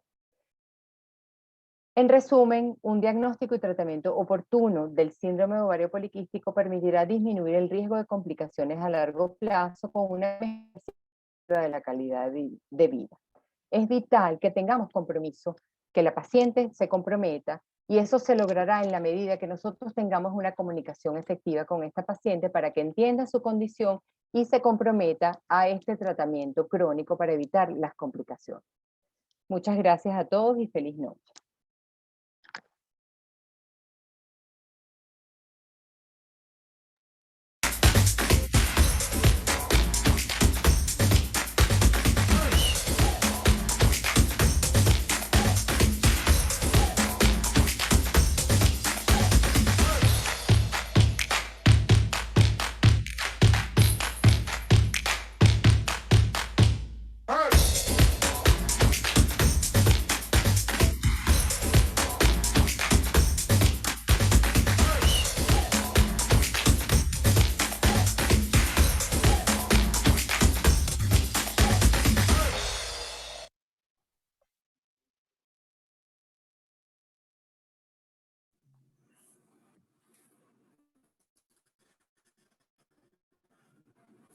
Bueno, excelente tu conferencia, Paula. Gracias. Muy completa, viene también a complementar muchísimo lo que Roger también nos expuso en su primera, digamos, conferencia en la noche de hoy, en la conferencia que tuvo bien ofrecernos esta noche.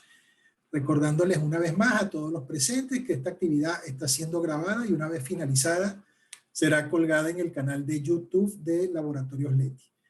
Bueno, mis estimados, muchísimas felicitaciones para ambos de parte de las 456 personas que nos han acompañado desde diversos puntos de nuestra geografía nacional e internacional.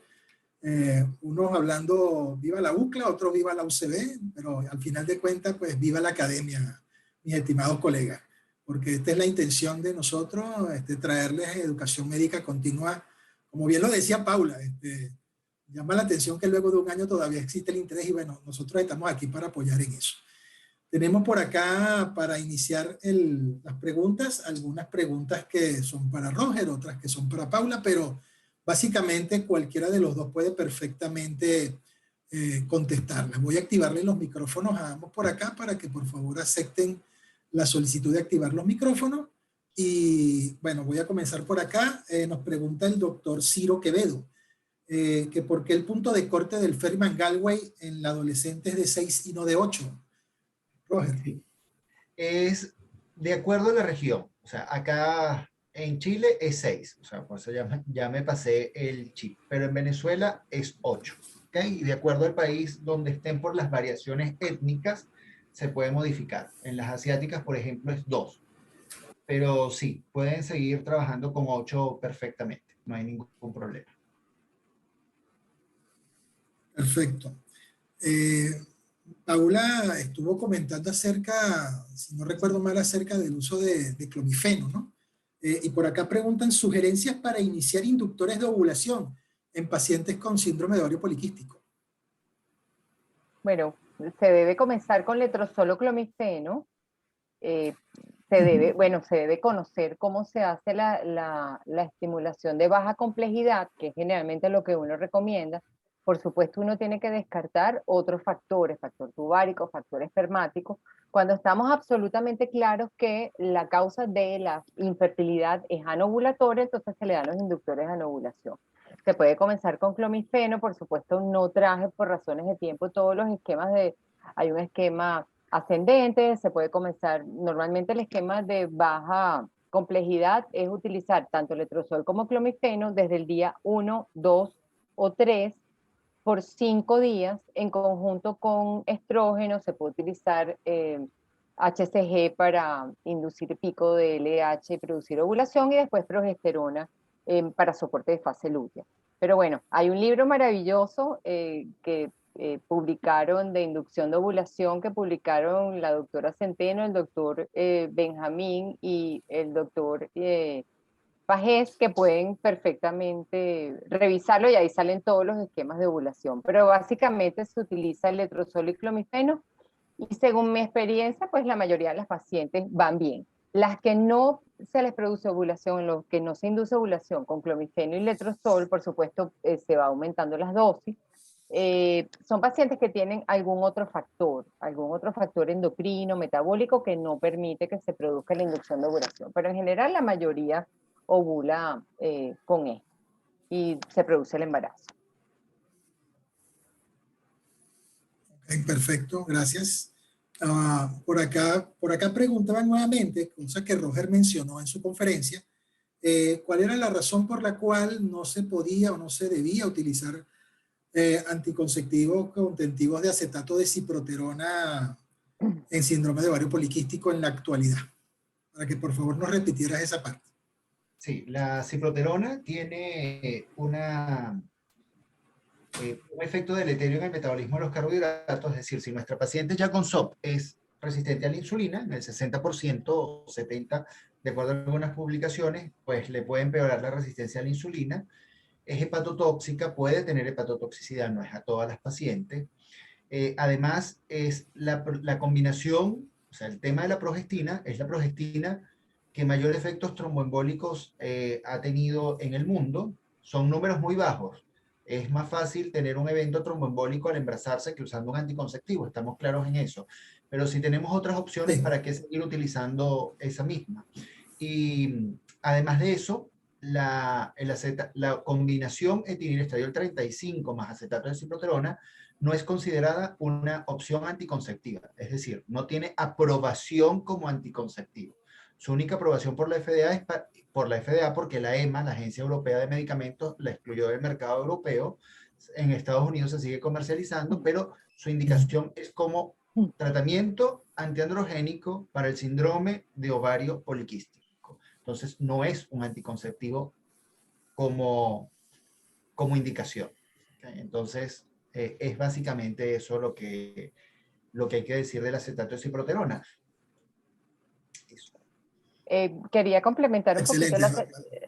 el acetato de ciproterona. Hay que usarlo con cautela, como dice el doctor, en pacientes con insulinoresistencia porque metabólicamente las puede afectar. Son pacientes que uno les da el tratamiento y engordan enseguida. Pero el acetato de ciproterona, en mi experiencia, es muy útil. Se puede dar durante 6 meses para producir una disminución del efecto androgénico y después sustituir por otro anticonceptivo, o sea, por un anticonceptivo que tenga, por ejemplo, drospirenona o que tenga Bienogest, o combinarlo con un antiandrógeno, ¿no? Pero si se usa durante 6 meses, normalmente es seguro y la verdad que el efecto antiandrogénico es importante porque como vemos es un progestágeno, es el progestágeno más, es la progestina más antiandrogénica que hay, ¿no? En el consenso no hacen diferencia en cuanto a los anticonceptivos si tienen o no progestágenos antiandrogénicos, pero uno en la clínica ha visto que sí hay diferencia. Las pacientes que utilizan combinaciones con progestágenos antiandrogénicos, pues tienen una supresión androgénica mucho más efectiva que las que utilizan, por ejemplo, el levonorgestrel, que no es antiandrogénico. Pero la ciproterona es bien útil, pero no se puede utilizar en todas las pacientes. El problema con la ciproterona también es que no está aprobado por la FDA, entonces por eso hay como un poco de veda en algunos países. Pero yo creo que en las pacientes seleccionadas sí se puede utilizar la ciproterona con confianza, pues bueno, uno por supuesto monitorizando a la paciente. Y si uno no lo quiere usar mucho tiempo, con 6 meses de supresión androgénica es suficiente y se pasa a un anticonceptivo. Sí, hay que definitivamente, bueno, individualizar cada caso. Estamos totalmente de acuerdo. Mira, por acá me hacen varias preguntas en relación a la metformina. Vamos a ver si las puedo condensar en una, ¿no? Me preguntan, por ejemplo, que en cuanto al uso de metformina en síndrome de ovario poliquístico, ella está limitada exclusivamente a quienes tienen signos de resistencia a la insulina o índice de masa corporal alterado. Y en ese caso, ¿cuál sería la dosis? ¿Por cuánto tiempo? Y sí, esa sería la pregunta primeramente, ¿no? En relación a metformina. Ok, la metformina hay varias tendencias. Por ejemplo, la doctora Ibáñez usa metformina en todas las pacientes con síndrome de ovario poliquístico. Entonces hay una escuela que las utiliza en todas las pacientes donde ya se hizo el diagnóstico. Este consenso que les trajimos de Australia no de ahí saqué la lámina donde dice que los pacientes se les debe dar metformina cuando tienen intolerancia glucosada o en pacientes con perfil metabólico normal con índice de masa corporal por encima de 35.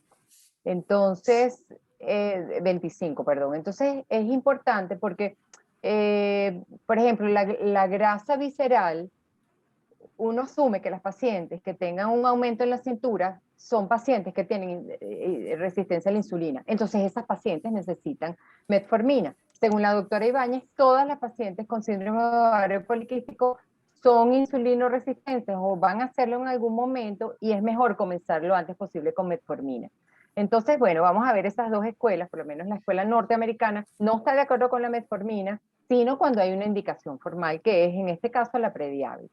Las dosis son, no le den dosis de 500 miligramos a las pacientes, porque la dosis de metformina tiene que estar por encima de 1500 miligramos diarios para que haga su efecto, el efecto con respecto a la resistencia a la insulina. Y no mandar solamente metformina. Es importante, lo aclaré al principio de la conferencia, los cambios en el estilo de vida. El ejercicio y la dieta hacen mucho más que lo que puede hacer la metformina. La metformina la utilizamos cuando ha fracasado lo demás. Es decir, cuando la paciente ya la alteración metabólica es tan importante que ya el ejercicio y la dieta no hacen efecto. Aunque, les repito, tenemos entonces esta escuela de la doctora Ibáñez que inclusive está utilizando dos sensibilizadores de insulina como es metformina y pioglitazona. Pero en este consenso que les traigo, solamente metformina en estos casos y en esas dosis. Perfecto. Y por acá pregunta, una de las personas que hizo la pregunta anterior también preguntaba que si hay intolerancia o algún evento adverso por el uso de metformina o contraindicación, ¿qué alternativa válida hay para este tipo de pacientes? Bueno, referirle al endocrinólogo, bueno, Paciente siempre hay que que no puede usar referirle al metformina. endocrinólogo, exacto, pero se pueden utilizar otros sensibilizadores, pero por lo menos la rosiglitazona y las pioglitazonas pueden aumentar de peso. Entonces mejoran la resistencia a insulina, pero aumentan de peso. Entonces son pacientes que hay que ver cómo se maneja. La metformina no es un medicamento fácil porque produce síntomas gastrointestinales que en muchos pacientes son intolerantes. Se recomienda comenzar con dosis pequeñas e ir aumentando de 250 a 500 miligramos diarios e ir aumentando cada 15 días hasta lograr la dosis de 1500, 2000. Y así se mejora un poquito la tolerancia al medicamento. A veces se usan formulaciones LP que son mejor toleradas que las otras formulaciones. Hay que trabajar con la paciente. Y bueno, definitivamente disminuir de peso, incorporar medidas saludables de calidad de condición de vida saludables como dieta y ejercicio. Es importantísimo incorporarlo porque los medicamentos no son mágicos. En cambio, el ejercicio sí lo es. Perfecto. Ok. Doctora Cortiña, ¿se puede utilizar espironolactona como antiandrógeno en conjunto con anticonceptivos con drospirenona? ¿Eso no incrementaría el riesgo de hiperpotasemia? Pregunta aquí el doctor Quevedo. No, se pueden utilizar perfectamente porque el riesgo de hiperpotasemia es muy bajo. Por supuesto, la espironolactona también debe indicarse en una dosis ascendente para que la paciente vaya haciendo tolerancia al medicamento. Se comienza con 25, se sube a 50 y poco a poco hasta llegar a la dosis de 100, 150, que es lo que normalmente uno recomienda. Pero no hay ningún problema con respecto a los niveles de potasio. Porque la drospirenona, si bien es un derivado de la espirolactona y funciona como un diurético también, no tiene tanto efecto como la espironolactona, y la espironolactona tampoco es un diurético tan fuerte, ¿no? Entonces no produce esos trastornos. No sé si el doctor Roger está de acuerdo conmigo, pero... Sí, totalmente, totalmente. Vale. ¿Alguna experiencia de nuestros invitados con el uso de inositol en el síndrome de ovario poliquístico? Bueno, acá se está usando mucho, ¿ok? Inclusive unido a metformina y los resultados son buenos. Inclusive es una opción para usar en pacientes que tienen intolerancia a la metformina en las dosis adecuadas de 1500.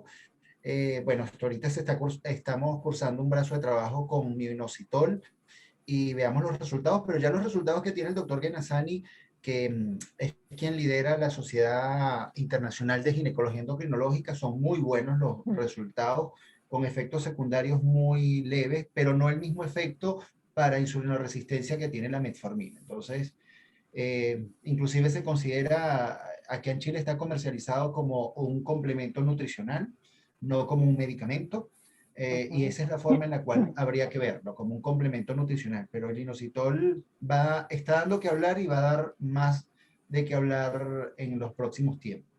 Yo soy de la escuela de metformina para todas porque me ha dado excelentes resultados. Inclusive es lo que yo llamo la fórmula mágica. Yo a todas les doy metformina, a todas les doy espironolactona y a todas les doy un anticonceptivo que tenga una progestina antiandrogénica, que bien puede ser dienogel, clormadinona o drosperinona, y eso me ha dado excelentes resultados porque yo soy de la parte que efectivamente la base de la pirámide del tratamiento es cambios de estilo de vida, tiene que perder el 10% de la masa corporal total para el momento del primer examen, eso se ha disminuido hasta 7, hasta ese momento debería utilizar metformina, hasta que llegue a la meta que uno le va a colocar, porque ya allí va a recuperar ciclo, a no ser que quiera anticoncepción, como anticoncepción, no como tratamiento del síndrome de ovario poliquístico. Entonces, asociar los tres medicamentos, sobre todo la metformina, permite disminuir la ansiedad hacia los carbohidratos, que es una de las cosas que más se aqueja a los pacientes, y por eso se ha mal utilizado para perder peso, pero un inicio le permite adherirse al tratamiento, al régimen calórico. Entonces la metformina te da esa ventaja, la unión de los tres medicamentos hace que la pérdida de peso en las primeras semanas sea muy rápida y hace que la paciente se adhiera, porque todos los que hemos tenido problemas con el peso, sabemos que cuando tú haces una dieta en la cual pierdes peso, te sientes que vas bien. Entonces, estas chicas que logran perder con metformina, dosis óptima, espironolactona, 100 o 150 y el anticonceptivo, y vienen al primer control a los 3 meses y han perdido 5 o 6 kilos, es una gran ventaja para ellas. Entonces, viéndolos desde ese punto, obviamente soy más de la escuela de que metformina para todos, inclusive yo utilizo metformina en niñas con adrenarquia precoz y la respuesta es excelente porque evitas una pubertad precoz. Y bueno, hacia esos cambios vamos, es lo que se está investigando, es lo que se está haciendo. Metformina en mujeres delgadas, si tienen ovario poliquístico podrían utilizarlos, no habría ningún problema. La metformina no produce hipoglicemia, es como los hipotensores o antihipertensivos. O sea, usted le puede dar a alguien los sartán 300 y no va a ser una hipotensión, porque no es un antihipertensivo, no es un hipotensor. Y la metformina no es un hipoglicemiante, entonces es un sensibilizador de la insulina, por lo cual si se toma 3 gramos de metformina le va a dar diarrea, pero no le va a dar una hipoglicemia, entonces no le tengan miedo.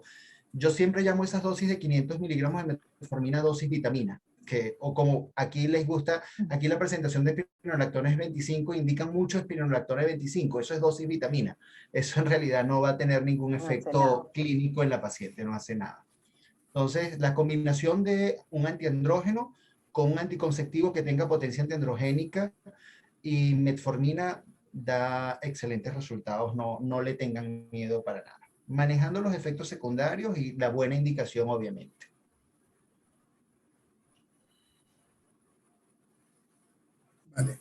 Vale, clarísimo.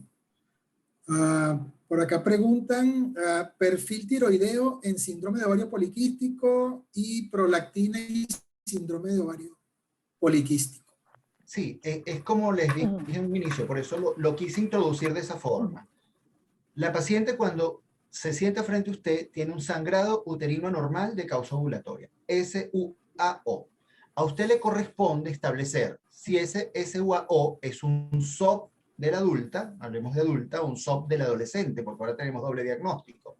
Si es un hipotiroidismo, porque si la paciente tiene hipotiroidismo, no tiene SOP, tiene un hipotiroidismo, porque el aumento de la TSH mimetiza el SOP, pero no tiene SOP. Si la paciente tiene hiperprolactinemia, una prolactina más de 30, es lo que se está consensuando actualmente, esa paciente tiene una hiperprolactinemia, no tiene SOP. Si la paciente tiene una 17-HP mayor de 2 y menor de 6, va para prueba de ACTH, pero si tiene más de 6 de 17-HP, esa paciente tiene una hiperplasia suprarrenal congénita de expresión tardía, no tiene SOP. Entonces, el SOP es un diagnóstico de descarte. Entonces, si la paciente tiene hipotiroidismo, no es SOP, trátele el hipotiroidismo.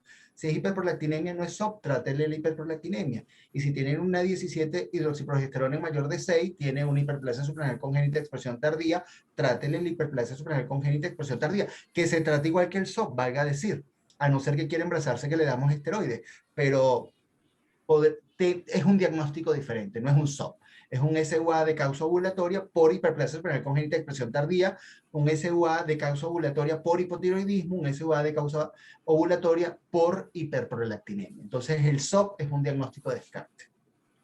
Sí, aunque el SOP es la causa más frecuente de anovulación o de disfunción ovulatoria, es un diagnóstico de descarte. Entonces vamos a tratar un SOP que no es SOP y siempre tenemos que hacerle el superfiltirideo, prolactina y la 17-hidroxiprogesterona para realmente hacer el diagnóstico. Recordemos que los criterios de Rotterdam son, en adultas son 2 de 3 y exclusión de otras patologías que produzcan disfunción ovulatoria o hiperandrogenismo. Entonces es importante evaluar clínicamente a la paciente y hacerle los exámenes de descarte para entonces llegar a esa conclusión. Perfecto. Por acá nos preguntan si hay alguna ajuste en el tratamiento o en pacientes que reciben anticonvulsivantes. Ok. Bueno, vamos a lo mismo. Usted ahora no puede prescribir ningún anticonceptivo que no sea bajo criterios de elegibilidad. Si usted revisa los criterios de elegibilidad de la Organización Mundial de la Salud o los criterios de elegibilidad del Center Disease Control, que tienen algunas diferencias, a mí me gusta mucho más el del CDC, pero bueno, las pautas mundiales de la OMS, establece que el único anticonceptivo que usted puede utilizar, sí, que es categoría 2, es la motrigina, ¿ok? Todos los demás anticonvulsivantes pasan la anticoncepción a categoría 3.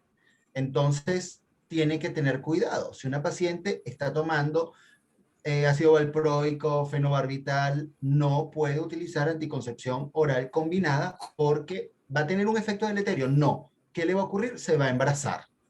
¿Por qué? Porque son inductores del metabolismo hepático, porque aumentan el citocromo P450, que es la enzima necesaria para metabolizar los anticonceptivos en el hepatocito. Entonces es por eso. Si está utilizando la motrigina, puede utilizar anticoncepción hormonal oral porque es categoría 2. Entonces, si la paciente tiene síndrome ovario poliquístico y tengo varias, porque aquí también hay mucho uso de anticonvulsivantes, ¿qué hago yo con esas pacientes? Bueno, sencillo. Si tiene vida sexual, un endosectivo intrauterino o una T de cobre, es decir, un SIU liberador de levonorgestrel, y le doy espironolactona. O sea, le trato el hiperandrogenismo y le induzco una menorrea para que no tenga sangrados excesivos con un dispositivo liberador de levonorgestrel, porque no puedo utilizar anticoncepción hormonal oral, no puedo colocarle el implante, es como categoría 3 con asterisco, pero es lo mejor para una paciente con anticonvulsivante como anticoncepción sería un dispositivo intrauterino. Entonces, preferiblemente el liberador de levonorgestrel y el hiperandrogenismo lo trato como hiperandrogenismo, con espironolactona, flutamida o finasteride, lo que yo decida, pues. La flutamida, bueno, teniendo cuidado de las enzimas hepáticas, pero es muy buena también. Aquí hay mucho uso de flutamida y nos va súper bien, pero bueno, son pacientes que le podemos hacer los exámenes en el hospital mensual sin ningún problema y las vamos monitorizando. No, y la combinación que lo hace la doctora Ibáñez de dosis bajas de 62.5 de flutamida con metformina, Excelente. utilizando la metformina como antiandrogénico y también como modulador metabólico, se puede utilizar perfectamente. Pero es importantísimo que esta paciente con anticonvulsivantes, como dice el doctor, tenga una anticoncepción efectiva, porque si le vamos a dar espironolactona, le vamos a dar cualquier antiandrógeno, todos son teratogénicos, entonces la paciente de ninguna manera puede quedar embarazada. Exacto. Okay. Por acá hay muchas preguntas relacionadas con lo que ya Roger había indicado acerca de la importancia, número 1, de individualizar los tratamientos, pero también de utilizar a pie juntillas los criterios de elegibilidad del uso de anticonceptivos. Por acá preguntan el uso de sitagliptina o vidagliptina para el manejo de hiperinsulinismo cuando esté indicado en alguna de estas pacientes. Bueno, esos tratamientos en general son tratamientos de diabetes ya, que son tratamientos que debe estar, porque ya son hipoglicemiantes, tienen otro enfoque. En pacientes con insulinoresistencia solamente, es decir, con prediabetes, que es lo que se considera insulinoresistencia, con las sensibilidades de insulina van bien. Con estos otros medicamentos se indican en pacientes ya que hayan desarrollado diabetes mellitus y son del manejo del endocrinólogo. Esta pregunta está interesante. Con respecto a la dieta, ¿hay alguna recomendación o cambio en el hábito alimentario? Por ejemplo, la disminución de algún alimento que genere un alto índice glucémico. Pero en general no comer dulce o comer poco dulce. Y si usted come dulce, vaya y pega una carrera. Y los índices glicémicos, bueno, eso es un poquito de esclavitud, pero bueno, se puede combinar alimentos con bajos índices glicémicos, sobre todo en pacientes con insulinoresistencia, pero en general pacientes que no tienen todavía complicaciones metabólicas, pues una dieta balanceada es suficiente. Lo que sí es importante es disminuir las raciones, disminuir la ingesta de calorías, es decir, si yo me voy a comer un dulce, me como un poquito de dulce, no me como la torta completa. O si yo me voy a comer un plato de arroz con caraotas y carne mechada, es un poquito de arroz, un poquito de caraotas, un poquito de carne mechada. Pero esa recomendación no es solamente para los ovarios poliquísticos, es para todas las pacientes, ¿ok? Mientras menos comemos, menos complicaciones metabólicas tenemos y menos enfermedades a futuro vamos a tener. Entonces hay que comenzar a cuidarse desde que estamos en el útero. Lo que pasa es que, bueno, ahí no nos podemos cuidar nosotros, nos cuidan los demás, pero es una recomendación que hay que hacer. Hay que comer menos, de todo menos.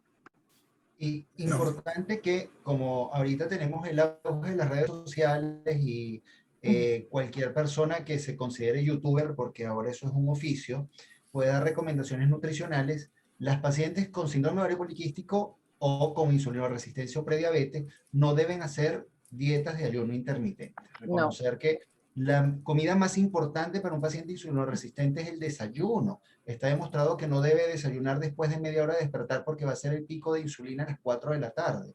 Entonces, desayunar antes de media hora de despertar, desayunar con proteínas, con una alimentación balanceada, hacer 5 comidas al día con las meriendas, evita los picos de insulina y hace que la paciente pueda adherirse al régimen en cuanto a la pérdida de peso porque no va a estar muerta de hambre, por llamarlo de alguna manera.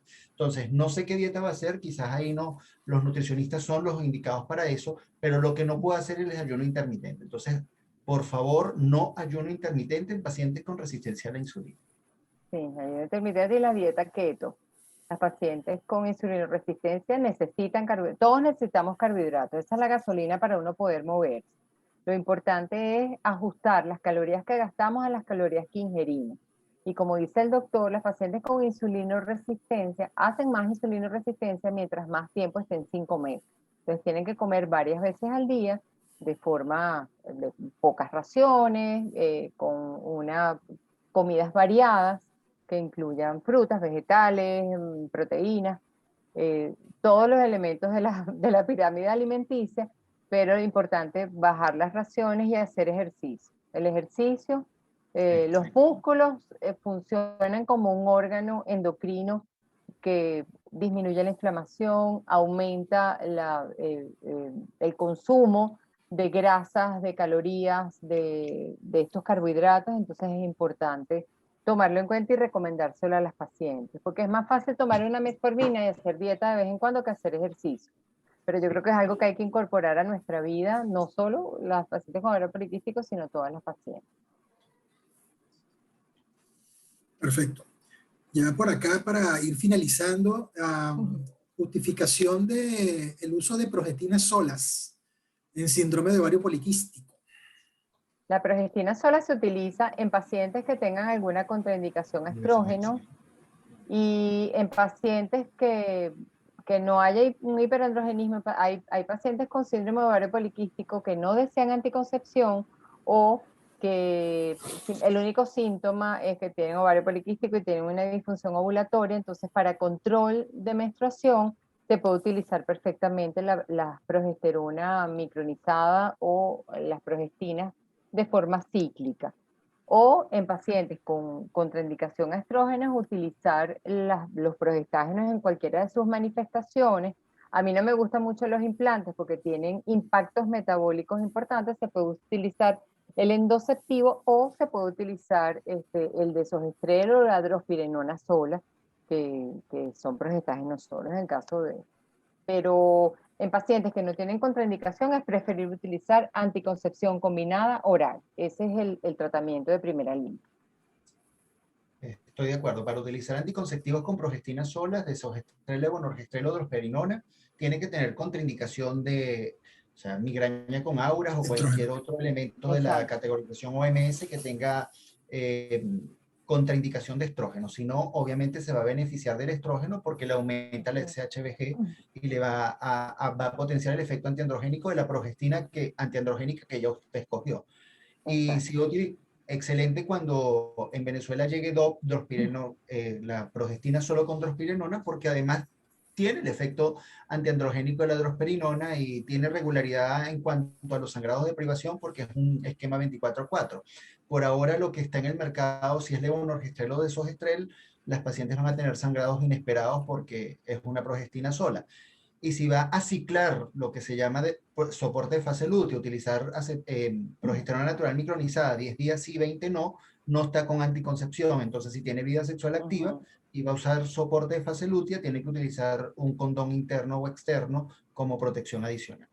Y Sí, eso es efectivamente, solo en casos que sí, no requiera anticoncepción, por supuesto. Y la y, drospirenona ya llegó aquí, la drospirenona sola. Entonces excelente, ya la estamos excelente, utilizando, sí. excelente. Es Ujú. excelente recurso. Acá el tema es el precio porque el sistema de salud solo provee desogestrel para las usuarias y el DOP es caro, o sea, es linda, tiene un costo elevado, Ujú. pero sí, Ujú. va a dar mucho más que hablar también. Ujú. Excelente. Perfecto. Bueno, en aras del tiempo, agradecerles a ambos. Paula, tus palabras finales, por favor. Bueno, entender lo que habíamos comentado, que el síndrome de ovario poliquístico es una condición y es una condición que si no se trata y se diagnostica a tiempo tiene serias consecuencias a largo plazo. Son pacientes que terminan diabéticas con complicaciones cerebrovasculares y cardiovasculares. Entonces, en nuestras manos está hacer el diagnóstico porque muchas consultan por SUA infrecuente, entonces es importante hacer el diagnóstico oportuno y hacer el tratamiento adecuado. Yo voy a Gracias, colocar, Roger. mira, no había puesto mi correo porque hay algunas preguntas que no respondieron y son bien interesantes y quiero responderlas. Y si quieren que les comparta la presentación, ahí está mi correo en el chat. Como con el slide que comencé para abrir la atención, quiero terminar.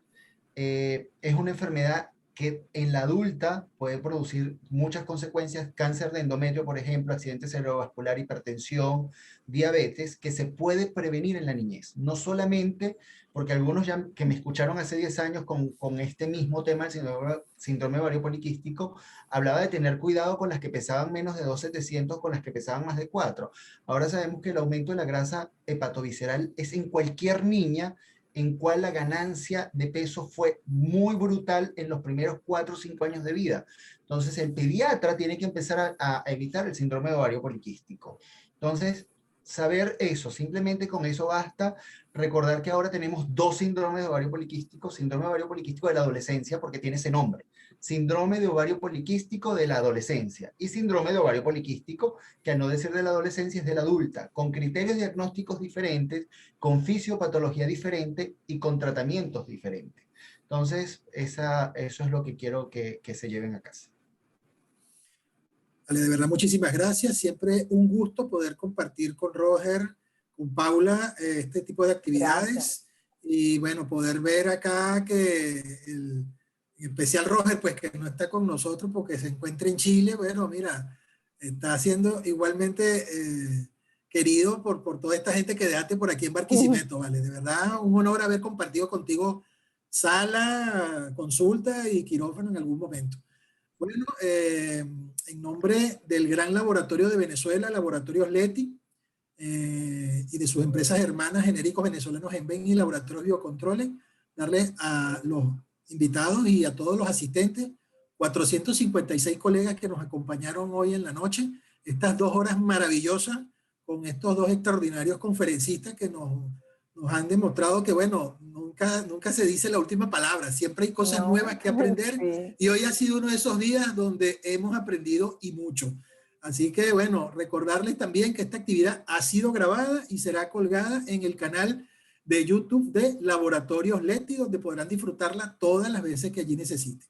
Bueno, un gran placer haberlos tenido por acá y será pues hasta la próxima, pendiente pues de nuestras invitaciones a través de nuestros canales, y bueno, será hasta la próxima. Muchísimas gracias Roger, de verdad, gracias por la Paula, invitación, gracias a todos por y bueno, asistir. y gracias a nuestros aliados de la Sociedad de Obstetricia y Ginecología de Venezuela, Claro, que bueno, a también María Mercedes han hecho Pérez. posible, pues, en nombre de la doctora María Mercedes Pérez, que me quedé con las ganas de saludarla personalmente, pero debe haber tenido algún tipo de problema de conectividad en la noche de hoy, como difícil. Bueno, no es raro que esto pase hoy día en nuestro país. Pero bueno, el cariño es el mismo, se les quiere mucho. Feliz noche para todos. Hasta la próxima. Feliz noche. Igualmente, muchísimas gracias. Chao. Feliz noche.